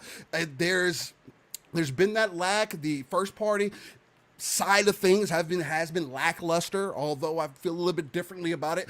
But overall, there's just lots to anticipate. People feel like they've been waiting and waiting and waiting. I never get that ideology of, oh, I feel like I'm waiting, but neither here or there. I just want to see more from it. Give me more of a reason. It's the same thing like with Redfall. I need to see more so that I can understand whether I really will jump in day one or I need to wait for a patch. Or because if it comes out 30 FPS day one, fortunately I do have a PC, so I'll be able to play 60 regardless. But if it comes 30 FPS day one, I'm not in support of 30 frame games coming this generation, especially on new gen consoles. So. No, that's good stuff. Retry, let's get your opinion, brother. You've been chomping at the bit. Talk about it. Yeah, I think all the rumors that have been going around back and forth and driving me nuts. I keep making videos and then saying, no, forget it. Maybe it's this thing. All this new information that's coming around is just, I don't even know what to believe anymore. With Starfield, we all thought Redfall was coming before Starfield. Now it's like, you know, most of us previously thought Redfall was first, and this kind of feels like it's bringing back the theories to surface that maybe, I don't know, maybe Redfall is in March. Maybe the 6-week, you know, pushback for Redfall actually placed it in March. Maybe it was supposed to be earlier to begin with. We all assumed it was coming in March and got pushed to May. Maybe that's not the case. When it comes to Starfield, I think I'm going to change my mind here. I think, like ACG said, he was told he was 100% guaranteed it was coming in June. And now I'm thinking, maybe it's June, because are you going to have a showcase in February? I do think there will be a Starfield only showcase because it deserves it. It's way too big of a game. You could talk about Starfield. There's so many different mechanics. It's so huge in scale that I think it deserves its own 20, 30-minute showcase. 100%. So I'm curious to see, will there be a show in late February or March to tell us that, you know, Starfield is in June? But I do agree with you, Boom. I think during this upcoming showcase, if it actually happens in January, they need to say something about Starfield. Just a tip of the hat. I think that's what really pisses a lot of the Xbox fans out there, is just the lack of information, little communication. Just tell us what's coming in the future. I get this whole, 6-month out thing they're trying to, or 1 year out thing that they're trying to do. They're not trying to show you stuff too far ahead. And I don't agree with that marketing either. I don't agree with that at all. But if that's what they're going to do, cool. If the idea is to have micro shows like Nintendo Directs, I'm all for that. I think that's, me too. I think that's pretty cool, actually. I would love more smaller shows on a regular. You do it 2-3 times a year, I'm satisfied. Yep. But let us know you're doing that. That's the problem. We're not necessarily, complaining about that they're not there. They're not letting us know what's even going to happen for their own showcases. So I believe Jez. I do think something is coming this month. I think those rumors are all true. I'm very excited to see more Redfall gameplay, although I do feel like maybe it's getting a little oversaturated in the market. We have seen a decent amount, but I want to see more actual gameplay, behind the scenes stuff. They need to separate themselves for Left 4 Dead comparisons, because that's still kind of circling the internet and going on. And of course, depending on who you talk to, Retry, being compared to more of a Far Cry mechanic, which is amazing. That's what they said Far themselves. Great loop. I'm looking forward to that. I like that they said Far Cry. I think they said Far Cry 2, correct? Yes. which made me smile because the new Far Cries are not my bag. But 2, I loved 2. That hit hard for me. So I was like, okay, like, and honestly, if it was anything like Left 4 Dead, I'd be fine with it. I know it's, taboo to put that comparison in there, but I was a huge Left 4 Dead fan, so whatever. But I'm excited to see more Redfall, more Forza. I'm not a Minecraft Legends guy, so that doesn't move the needle for me personally, but it is a huge game, and that's going to be a big deal for a lot of people. So I'm just hoping this is the start. Maybe Phil said, middle fingers, pretend these are middle fingers to Jeff and the VGAs. And if they did, then hey, I'm okay with that. Like, that would be a new direction for Xbox marketing, and they're just gonna do their own thing. They're gonna be the Mavericks, if you will.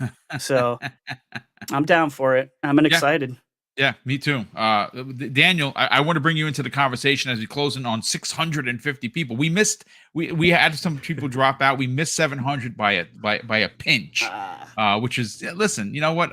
We'll get there eventually. We will eventually have 1K in this chat. We will pull a Randall Thor and a Jez Cord one day. We just have to build a channel. But I do want to catch up on a few super chats. And when I say a few, God damn it, there's a lot of them. And I cannot thank you folks enough for it. Gerald Mack, generous friend of the program, drops a very generous $5 super chat and in all caps writes Xbox World Order, hashtag XWO. Shout out to the Xbox Factor podcast, Mr. Boomstick, and Triple X. And that's why they call me Mr. Boomstick. Pause. I had to buy. Whoa! Where'd that come from? I don't know. And he says, shout out to the panel. Salute you guys. You rock. Gamers unite. Thanks so much, brother. Highlander 001, generous friend of the program, drops a $10 super chat and says, I can believe the March release, as I seen on Twitter, was if Starfield is not at the show, then it's been delayed till next year. Well, that's ridiculous. If people are saying that, don't pay attention to them. Just mute them. That's ridiculous. I guess these people never had a baby. They've never come on a date given. Relax. Yeah, I agree 100%. Mr. Wimpy in the chat, who's crazy super chats today. He says this after dropping a $5 super chat. You can just call me Wimpy, LOL. He drops another $5 super chat. Says, as much as I love Bethesda, it's 60 frames per second or I don't play. And you're not the only one that said that, brother. You might not be playing. You might not be playing, brother. Yeah, unless you get no PC at least. Yeah, Sourbloww 18 drops a very generous $5 super chat and says, Skullsy, besides the RPG elements, what are the differences and similarities between Starfield and Star Citizen? I think just gameplay. I've never played Star Citizen. Well, Starfield's going to actually come out. So. Yeah, there you go. And I don't think Star Citizen has a story or anything to follow. I just think you're just flying around aimlessly. They had Mark Hamill in. Eventually, Star Citizen is more like a simulation, like you're living a life in space, flying a ship around and hoping that the game doesn't crash on you and you lose all your progress that day. Starfield is more like, a Bethesda game in space. They don't make it too life simmy, so it's the difference would be the life sim aspect, the simulation aspect. Star Citizen's so heavy, like you got to worry about your ship's heat, you got to worry about your person's oxygen supply, you got to worry about if you do too many evasive maneuvers in a dogfight, your character can black out. I don't like that. I'm like, it's super in depth. It's too real. Not gonna be. Yeah, that's why I was happy about Starfield and the whole gas thing. Running out of gas, I was like, oh, thank God. Thank goodness that's out. Yeah, no, good. Yeah, thanks for the clarification. Definitely appreciate that. And thanks for the question. Wimpy drops an additional $5 super chat and says he'll gladly pay us on Tuesday for a hamburger today. Yes, that's right, brother. Bring back those Popeye vibes. Fonz Gaming, what's up, Fonz? How you doing, brother? He drops a $2 super chat and says, hoping Starfield has a performance mode. Yeah, we'll see. We will see. Drawn TJ drops an additional $5 super chat and says, hope Forza Motorsport 8 has 2021 cars, from muscle cars all the way through to supercars of 2022 cars and more customization. Yeah, that's one of the big things that people want to see come to it. Let's see. I got a couple more super chats to get to. Zatanna Bethany drops a very generous $5 super chat and says, "Gonna keep putting this out there into the universe. Xbox plus NetherRealm. Ed Boon has been as quiet as a Microsoft," and you're right about that. Also, smash the like button. Thank you for that kind sentiment, and of course, thank you for the generosity. I think he's working with Xbox. I do. He did say something last year, at the beginning of the year, that set the internet, including myself, ablaze, where he said, "I'm currently working on a project that it's something very different than what we have done with Mortal Kombat, and I can't say anymore, otherwise I will get in trouble." So there you go. Killer Instinct. There you go. There's my hopes and dreams. We also have Elemental Pio. What's up, brother? He drops a very generous $5 super chat and says, "Would love to see Xbox announce a streamable beta demo for Starfield exclusively in Xbox Game Pass." Yeah, that would get people to join. That would be like that Crackdown 3. Buy Crackdown 3, play Halo. Remember that? I remember that. It. Yeah. Very much. Tom from Toonami drops a very generous $5 super chat and says 3/23/23 might be the deep dive showcase, then a June reveal. I mean, that's definitely possible for sure. Daniel McGee, let's get your opinion on this. What is the importance of mentioning Starfield at this show? Will it be considered a failure if they do what they have done in the past and kind of don't address the elephant in the room? I'm sure some people will think it that way, just because so many of the people who are in, games journalists or games media at any level are very much like the "what have you done for me lately" sort of thing. So I don't think Xbox really needs to worry about those people too much, because as soon as they put out the actual information, those people will just never talk about the bad thing that happened again, because they have very short-term memory. I really don't think it would make a huge difference. But that being said, here, let me start with this. So as for them revealing it at the Super Bowl, I don't see that happening. I really just don't. Too much money? Well, I mean, no, that's not necessarily what I mean. I just mean I don't think that they would reveal the release date there, right? Gotcha. I think that if there is a trailer there, which there could be, I still don't know that I would necessarily expect that, but it's not impossible. I think that they will have already revealed the release date before then. I think this direct, I just want to get everyone's expectations in check here. I really don't think this direct is going to be huge. I look at State of Plays and I look at Nintendo Directs, and for the vast majority of those, it's not, game changing. I think it's going to be, we're going to see a handful of these games. We're going to see Forza, we're going to see Redfall, we're going to see maybe Starfield, and we're going to get release dates for Minecraft Legends, and we'll get release dates for those for the first half, just because theoretically they should be coming out before E3. Yep. And I think that'll be pretty much it. I think if it's a 40-minute show, I think they'll spend 10 minutes on each one or whatever.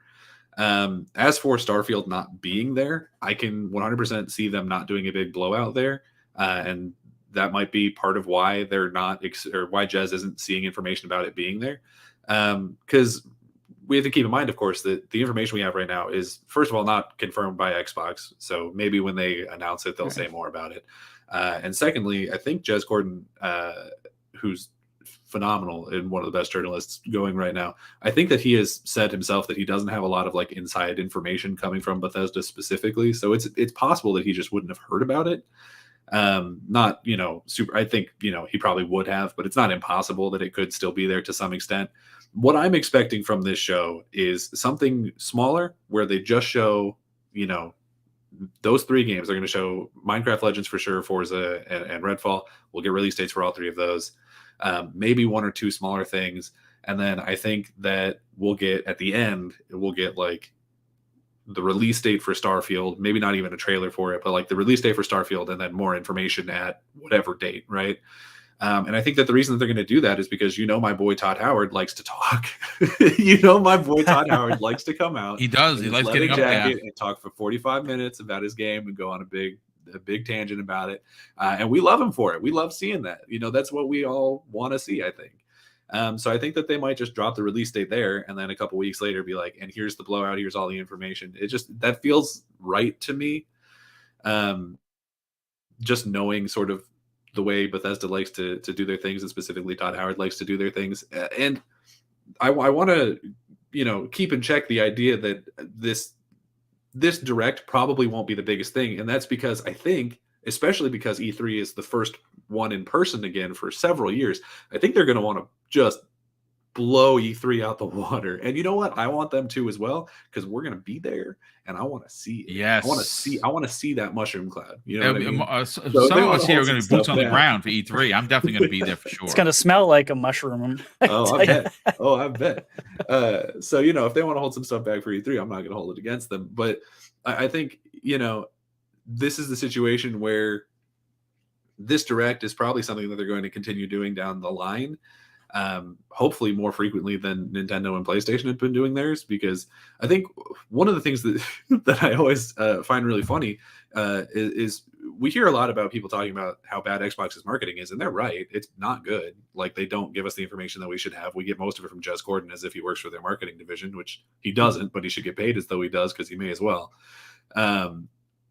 But when I look at just like pretty much the last year and a half of the games industry in general, it's just been not a ton of news from any of the big three. Like, Nintendo really didn't do a ton last year. PlayStation didn't do basically anything in the last year.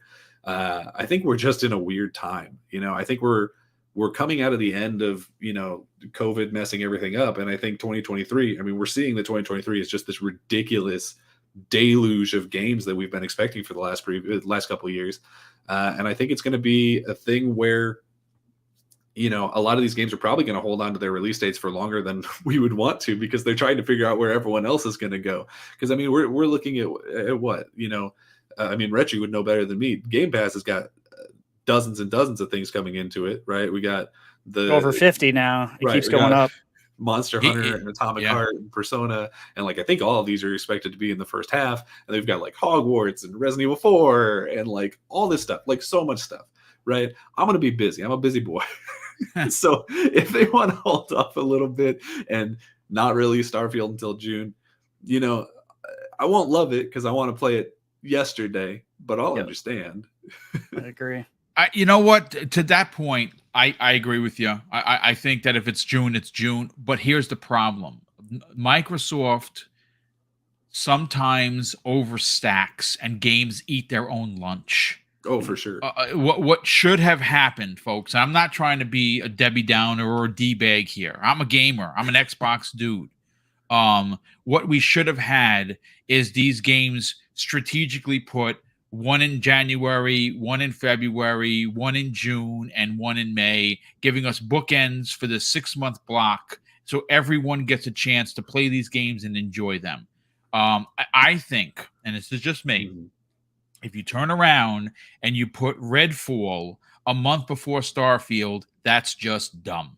I'm sorry. That's just dumb marketing. I'm going to tell you right now, if I insult people, I apologize, but that's just dumb. Listen, all you have to do is look at what happened to Titanfall 2, right? Look what happened with one of the best story first-person games ever told. Nobody freaking played it because it was sandwiched between Call of Duty and Battlefield. Dumb.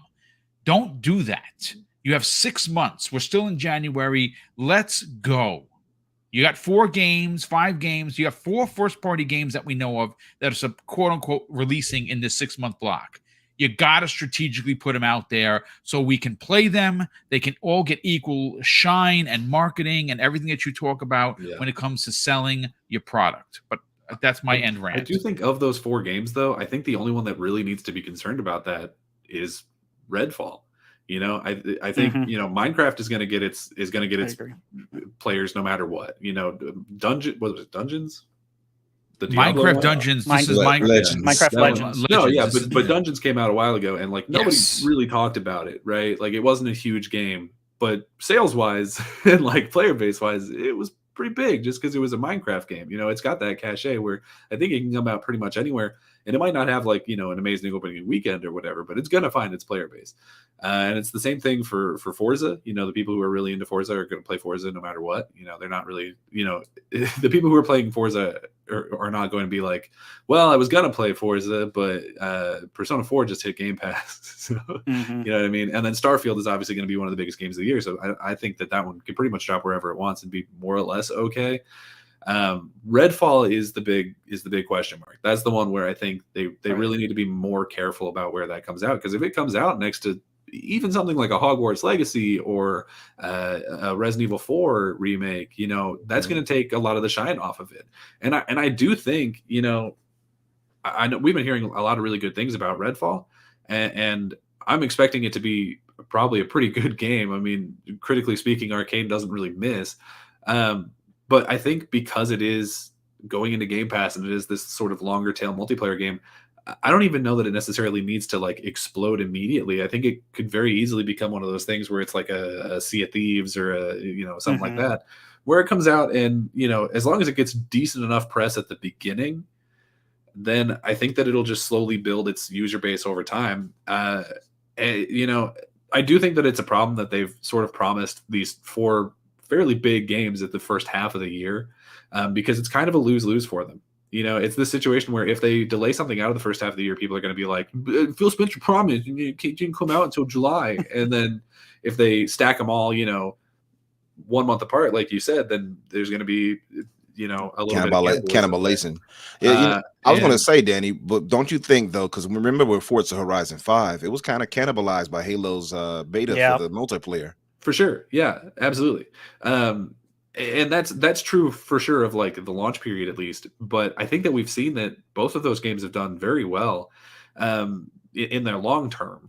And I think because of Game Pass, I think Microsoft doesn't necessarily care about obviously they care about it, but it's not the end all be all of like, is this game going to explode in its first weekend? You know what I mean? Like Sea of Thieves is now one of their biggest IP, and it launched to probably one of the worst received opening weekends of anything they've put out in a long time. And I love that game. So I don't necessarily know that it's going to be make or break for them in any of these situations. As long as they put the games out and they're good, I think it'll be okay. I think they do need to be careful with Redfall, though. I think that's the one that's going to be in the most trouble. Agree. I you know what? Careful is a strong word, and I think you're onto something. But I think that game is going to surprise a lot of people. I mean, we have just learned that the ID Software folks are helping with the shooting mechanics, and they have been since its inception. That is That's big freaking deal. For sure. Because I think a lot of people that play Arcane games, right, will say that their shooting mechanics are to be desired. Bingo. And they know my number one issue with them. They know that. And what did they do? They brought in ID to freaking come in there and help with the shooting. And what we understand, it's the team behind Doom Eternal. Yes, please. Thank you. So you're definitely onto something, Danny, for sure. But let's you have something else you want to add to the conversation before I bring in Umbra? No, that's pretty much it. Okay, excellent. Umbra, let's get your hot take opinion, and then we will get everyone the H out of here. Umbra, talk about it, brother. What are your thoughts on the announced event? Is it an issue that we haven't heard officially from Microsoft?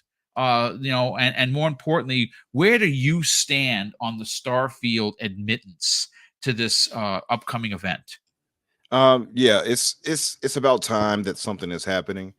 I do not subscribe to the thought that they abdicated appearing at the VGAs for this at all, because it makes no sense seeing how there were so many eyes on the VGAs. Yeah. I think this, if anything, was something they already had planned to do, and they will continue on for it with smaller directs like this, which I'm all for. The only worry I have with that is that they have to avoid that terrible trebuchet boring dev talk they did before. Sorry, I did not like that, and it was very draining energy wise just to watch that. It's like, oh, come on now, like you all could have focused on anything, but you focused on that. So I think it's all in the presentation. But would you count an extended talk from Todd as that? No, because Todd's good at it. Do that. Todd is Yeah. like Retry said, Todd is good at it. See, so He's different. He's the exception to the rule. unless he's talking about 10-minute Moongold Bay or whatever the heck that indie was. They went over 10 minutes talking about that. trebuchets. I don't know, but other than that, I think he'll be fine. Him and his if I can turn my ship into a trebuchet, I will. Yeah. See, now you got to wonder about the aerodynamics in space with that. But my thing is, I'm all for that if it's a matter of somebody is, I guess great as Todd Howard speaking on things, but I don't know if it'll be the case that he'll actually be there for this. The fact that we're not hearing anything from that, from those who are leaking it, like Jez or whoever, does worry me a bit, and it's because of a few different things. And I figured that we would actually hear an official thing from Microsoft today, but maybe this being revealed as it was the other day, maybe through a little wrench, a little monkey in a wrench, as they would say, or a wrench in the works, I guess is the word. But why I'm worried a little bit, and I don't mean worried like, oh no, it's Doom, but I'm worried that it will slip and be delayed again. Now they announced that it would release in the first half, but the fact that they didn't actually give a launch date is a little worrying. They just said the first half of the year. For all we know, that could be June. It could be late June. It could be any of that, right? Mm-hmm. Because technically that's the first half of the year. Mm-hmm. Yeah. But wouldn't it also violate their 12-month thing if it's at the end of June? I don't know. Maybe they'd be like, well, still in the sixth. Technically, if you're going pure by math and numbers, yes, it would. So that would make me think then, if they're going to do that, then why would they not just release it in the second half? Also, I wonder what is going to be their second half thing for the holidays. Well, that's what I would imagine that is what their E3 show is going to focus on. Absolutely, it is going to be for second half 2023, first half 2024, and again, I was one of the biggest criticisms, or one of the biggest podcasters that gave them smoke for that. I thought that last year's it didn't hit the way it was supposed to. Now this year, it's different. This year, if in the first 6 months, Umbra, we did get Motorsport. We did get Minecraft Legends. We did get Redfall, and we did get Starfield. And you're like, holy shit, this is one hell of a year for Xbox. And then they come June and they say, hey, folks, we're not done yet. But we got Hellblade 2. There's more. Yeah, and there's more. And then they close E3 with, okay, this is what's coming second half. Hellblade 2 is a part of that. Maybe we get a reveal of We Happy Few, that developer, their game, and we get a few other surprises, Compulsion Games, thank you. And then they say, okay, this is what's coming first half of 24, and Avowed is in there, or one of their other big bangers that we're waiting for is in there. Then you could turn around and say, this is a banner year. This is the way you started off the year. The first 6 months, ridiculous. E3 comes, you blow our mohawks onto the floor, and everyone is cheering, and it's Xbox, a chant. Well, I think it's going to be a banner year regardless. Oh, me too. My only thing is though and that's why I say I'm not worried in the sense of, oh no, Doom is Starfield. No, it's more so as, oh no, are they actually going to keep to the timetable they gave us? And something tells me they're not. The fact that it's not going to be here, maybe they will have a showcase to show it off, but then it will make me wonder if they're going to have it to show off and say, hey, this will be launched in June, then why would they not just show Starfield in June at E3 and say, hey, here's Starfield, we're going to release, it's coming out, here's a drop, it'll be coming this week. You know what I mean? Something of that nature. You still got to build up hype, man. You still got to spend the marketing money. Yeah, I agree. Which goes back to my other point. Then why not appear at the VGAs and say anything? Again, I mean, that's a mystery we are never going to solve. Yeah, it's extremely interesting on why they didn't do that, but only Microsoft has to have the understanding of why they did that. Obviously, they feel like they have a better situation that's coming up, and we'll see if that presents itself. Again, like you guys were speaking on, all the games that you guys are mentioning are first-party games, which is the biggest reason I disagree with 2022 being a failure of a year, because what other platform gave you 47 new games directly into Game Pass Day to and date. fulfill your service, day and date. Yep. No. Nothing. If we're No, talking I about as get far it. as the ecosystem, I agree with you. If No, we're I talking get about it. as first party, then But I wouldn't which agree I with you. get, Right. which I get. But I still, at some point, which is why there's people in the chat and other people who also say it, where gamers will never be happy. Yeah. Because no matter how much content somebody gives you, if it's not first party, you're not happy. Oh, you didn't give me ABC game. Oh, but you gave me all these other great games. I'm not happy. Which is one of my biggest problems with the gaming community currently, although I understand that first party does help identify what your platform is. True. But we're also in a completely different generation. This conversation is a perfect example of we are still stuck in the old way of doing things. And Microsoft 100%. is blatantly trying to demonstrate that there's a different way. Now, it's not perfect, and obviously they're not hitting the nail on the head, but they're demonstrating that there's something different. Now, if they deliver or not, it's going to be up to us whether we continue to invest or not. So, and I'll put it to you like this. If not another first-party game comes out this year, but they give you every second and third-party game that you want this year, would you sell your Xbox? My Xbox Would you is get out of the destroyed. Xbox Well, ecosystem? For one, I feel like my PlayStation might blow up on me in any moment. I still have a vertical. But two,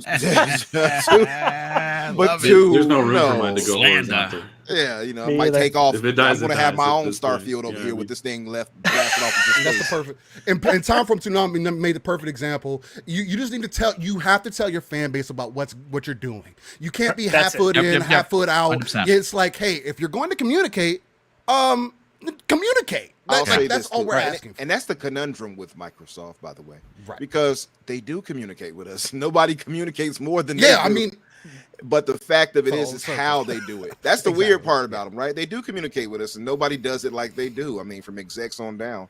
But the fact of how they do what they do. And by the way, the 12-month thing, some people did have issue with it. I heard you still, Rain. He was like, I disagree. I feel you on that too, but because I'm half and half on it, I kind of agree with Boom, but then I don't. But Microsoft was forced into doing a half 12-month thing because they didn't have anything for 2022 outside of course, it's Dust Falls and Pentiment, which I agree, which I love both, by the way. Just want to throw it out there. But I my only thing is with Starfield, I know it's going to be great. I don't want anybody to think, oh, woe is me or nothing. It's nothing like that. I just wonder. Yeah, Punty, I think my PlayStation might take off any moment. If I ever turned it on, at least. But luckily, Gotta blow that dust out. yeah, Oh, man. barely touch it. But yeah, my only wonder is it going to be the second half for Starfield? And if it is, they should just rip that Band-Aid off at this direct and say what it is. Yep. Don't, it's like you said earlier, Boom. Tell us what it is. Don't play around with it. Just say, hey, this is the launch date.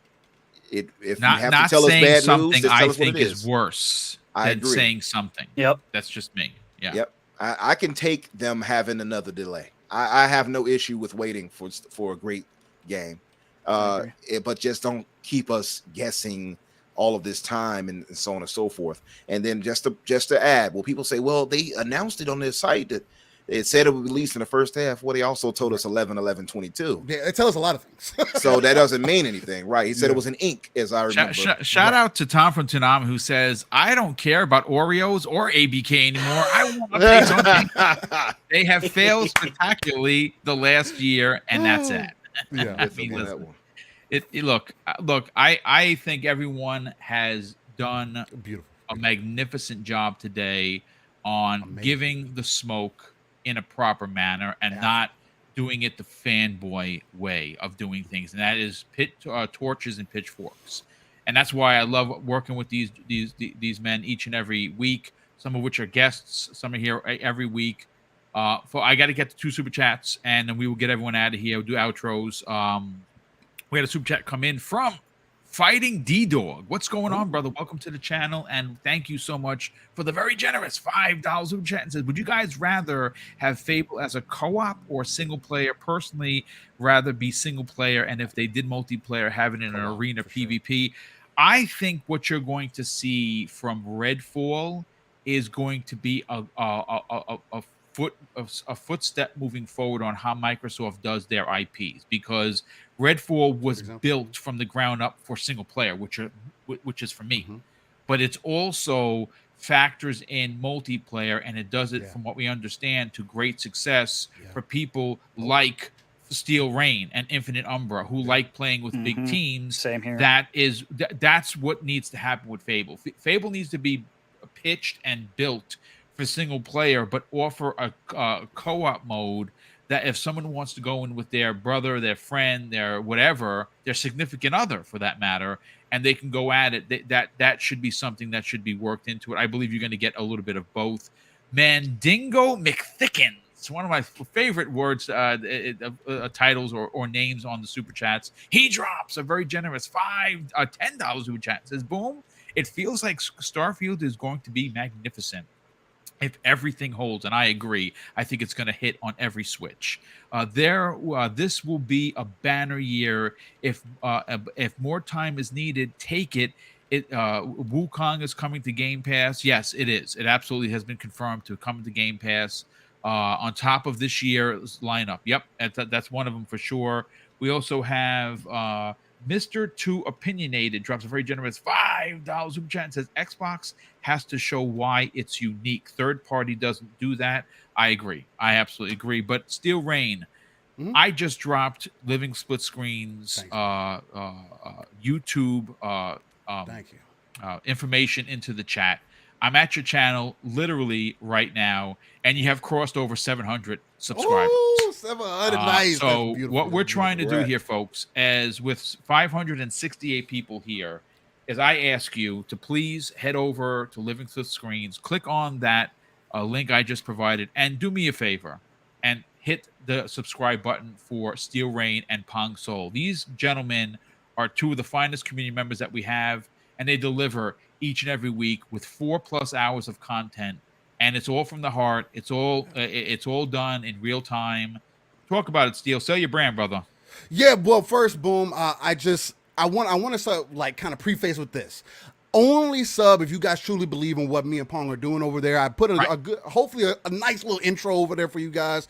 And if that doesn't tell you enough, or it's what you got didn't tell you enough, then, check it out a little bit for yourself, because me and Paul really pride ourselves on that. That's why maybe the numbers aren't as big. It's also timing, right? And time is something we're always fighting against, whether you're gaming, podcast, or whatever. Family is the biggest thing, and also other hobbies. But like Boom mentioned, every Saturday morning, 9 a.m. Central, 10 a.m. Eastern, 3 p.m. UK time, I am one of the hosts for Living Split Screen, a non-console-centric platform that talks about everything going on with the gaming industry. As I like to say, we take that RTS approach. We pull ourselves out of the world, look at the darker crevices of the map, pull our resources together so we can build that foundation up to eventually reach those 3 billion gamers that Phil Spencer always talks about. Other than that, I make it real easy for everybody to find me. If you want to get some games in, if you want to chop it up in the DMs, Steel Rain, the T is a 7, and that is REIGN. If you want to follow me, you can type it into Google. I've tested it out many times. Everybody in my family tested it. It works. So just do it that way. It makes it real easy. And other than that, I am grateful to every individual that is on this panel currently. There's something else that I really am trying to put out there more, and is please, people, know what you stand for. And also, something similar to what Boom does, where he says his father has a quote for you. My mom has a quote that I'd like to pass off to you guys. Please do not assume that people think like you think or feel the same way you do. And with that, much love. Thank you so much for that, brother. Skullsy TV, I don't think you need to sell your brand, brother, but we're going to have you do it anyway. Your channel has exploded on the scene for a good reason. You deliver content that is worthy of people's time. Talk about it. Sell your brand. Tell them where they can check you out on YouTube. And more importantly, reach out to you on social media. Yeah, thank you as always for inviting me out here. Always down to come hang out and talk about stuff. Yeah, I got a YouTube channel where I talk mostly about Bethesda. I took a little bit of time off for the holidays, but about ready to hit it again. It's YouTube/Skullsy. Pretty easy to find. I talk about a lot of stuff over on Twitter too, a lot of trending things. Skullsy TV over on Twitter. So if there's anything like breaking news going on, I'm usually over there giving my opinion on things. And last, I'm working on an open world RPG game with the original creators of the Elder Scrolls franchise. Nice. Wayward Realms is the name of the game. Check us out. Okay. A lot of fun. And yeah, as always, thank you again. Everyone here has been awesome, fun to talk to. Hopefully I'll get to meet you guys and talk more game stuff with you in the future. Yeah, You you have definitely a will be nice back, brother. And I don't know if you go to colloquialism E3. too. Yes. You got to have a colloquialism like Boom and Steel Ranger's head. Okay, yeah. No, I got one. You know, and if I didn't follow this, I wouldn't be here today. You always gotta follow your dreams in life because there's no one else is gonna be there pushing you to accomplish your dreams. If you got something you believe that you're meant to do to help the world, entertain people, don't wait on it. Just do it because the only moving engine in your dreams is yourself. And once you start getting moving, it'll keep on chugging along. So There you go. yeah. Very true. Very true. Good words. Words to live by for sure, Scully. Thank you so much for that. Retri, sell your brand, brother. Talk about Xbox Game Pass underscore or Game Pass underscore daily, I should say. And you're still working on getting the whole thing without the underscore, but it's there. We got to talk about it. Tell everyone where they can get the best information, daily information on the comings and goings of Xbox Game Pass, and where can people reach out to you on social media? Well, I'll give you my wife's saying first, and hers is, Retri, F around and find out. That's what she says. So, but you can find me I love it. at Game Pass underscore daily on Twitter and Game Pass daily on TikTok and YouTube. I make videos every single day telling you all about Game Pass. It's been a little hard to do lately, but it's going to get crazy in 2023. Yes, it is. So I'm super excited for this year. I'm going to be very, very busy, but looking forward to every moment. So let's go.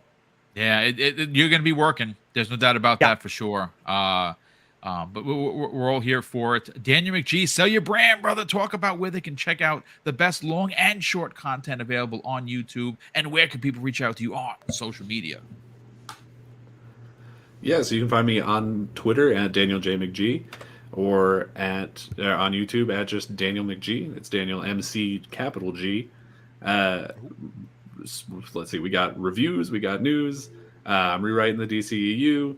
We got that should be my next video, is the first actual script of those. I've been editing it over the last couple of days. I'm probably gonna have to split it into multiple videos because bitch, it's a big one. So might have gone too long on that one. But we're gonna see how it works out. Come on by. Colloquialism, please. Do you have one for us? Yes. Hey, don't feel pressured. It's okay. I'm from Texas. We don't. Hey, Garrett, There you go. That's it. I'm from There you go. All my exes are in Texas. we Get carry a off my big lawn. stick. I'll shoot you. Let me Google search Texas sayings real fast. Oh, that's hilarious. There's got to be some good ones from Texas. I got it don't amount to a hill of beans. How about that? Sounds like you're from the South now. I love it. Yeah, right. Yeah, that's good stuff. That's Oh hilarious. my goodness! Real quick, Gamer by Choice drops a very generous $5 super chat and says, "Personally, if Xbox never released another exclusive or first-party game, I'm okay as long as the games I want show up on the platform." Great show. Yeah, I mean, I agree with you. Like Steele was saying, Game Pass delivered in a big way last year. So much so that I didn't finish anything. That's how many games were in there, and that's the truth. But first party is important to the context of your platform, and Microsoft will continue to deliver both new and legacy IP.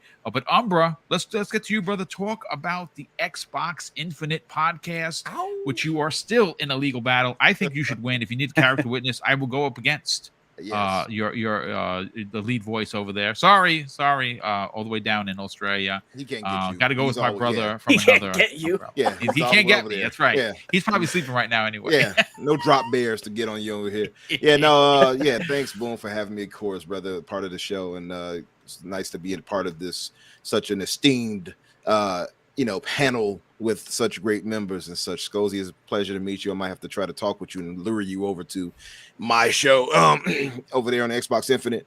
And of course, I mean, Rain, you might as well just be a part of the show, brother. I mean, you bring the energy. I told you, because on Tuesdays, I'm at this time at the day, I'm kind of the night. yeah, man. Man. So I need that energy you bring. It wakes me back up. But at 9, boom, when we did that one at 9 that day when I came through, I was wide awake for that one because it was a little earlier for me. But by this time it's like, okay, now my eyes are starting to get heavy. Yeah, a little napping. Just a little bit. But yeah, you guys can find me on Twitter, of course, under Umbra Infinite or Infinite Umbra. You'll find me either way. And of course, on Fridays on the Xbox Infinite podcast at 7:00 Eastern. And I'll just give this colloquialism that my grandmother used to say. We're going to have a great 2023, everybody. It's going to be a great year, no matter what platform you're on. And this is her saying, if the Lord says the same. Ooh. Love it. Listen, can't argue the logic, brother. And certainly can't mess with grandma because she knows better than most. There's no doubt about that. Ladies and gentlemen, a big shout out to the near 700 people that tuned in to Xbox Factor Podcast today. I did have some guy yell at me and say that I use clickbait for the title, and that's why he's here. I don't know so much about that, to be honest with you. They're here, so it worked. It'll be all right. I mean, if you took the time to actually write, that means you must be enjoying the content. Or, well, if you're not, then you're not. What can I tell you? But listen, it was a great show. The super chats were ridiculous, as always. And my wife and I are incredibly thankful for the support that we get through the monetization of the channel. And again, we push that back and we give it, we pay it forward as we did last year and we're continuing to do this year. Again, I would love for new members to join the channel. If you are someone that has just found the channel for the first time and you like what we're putting down, consider subscribing.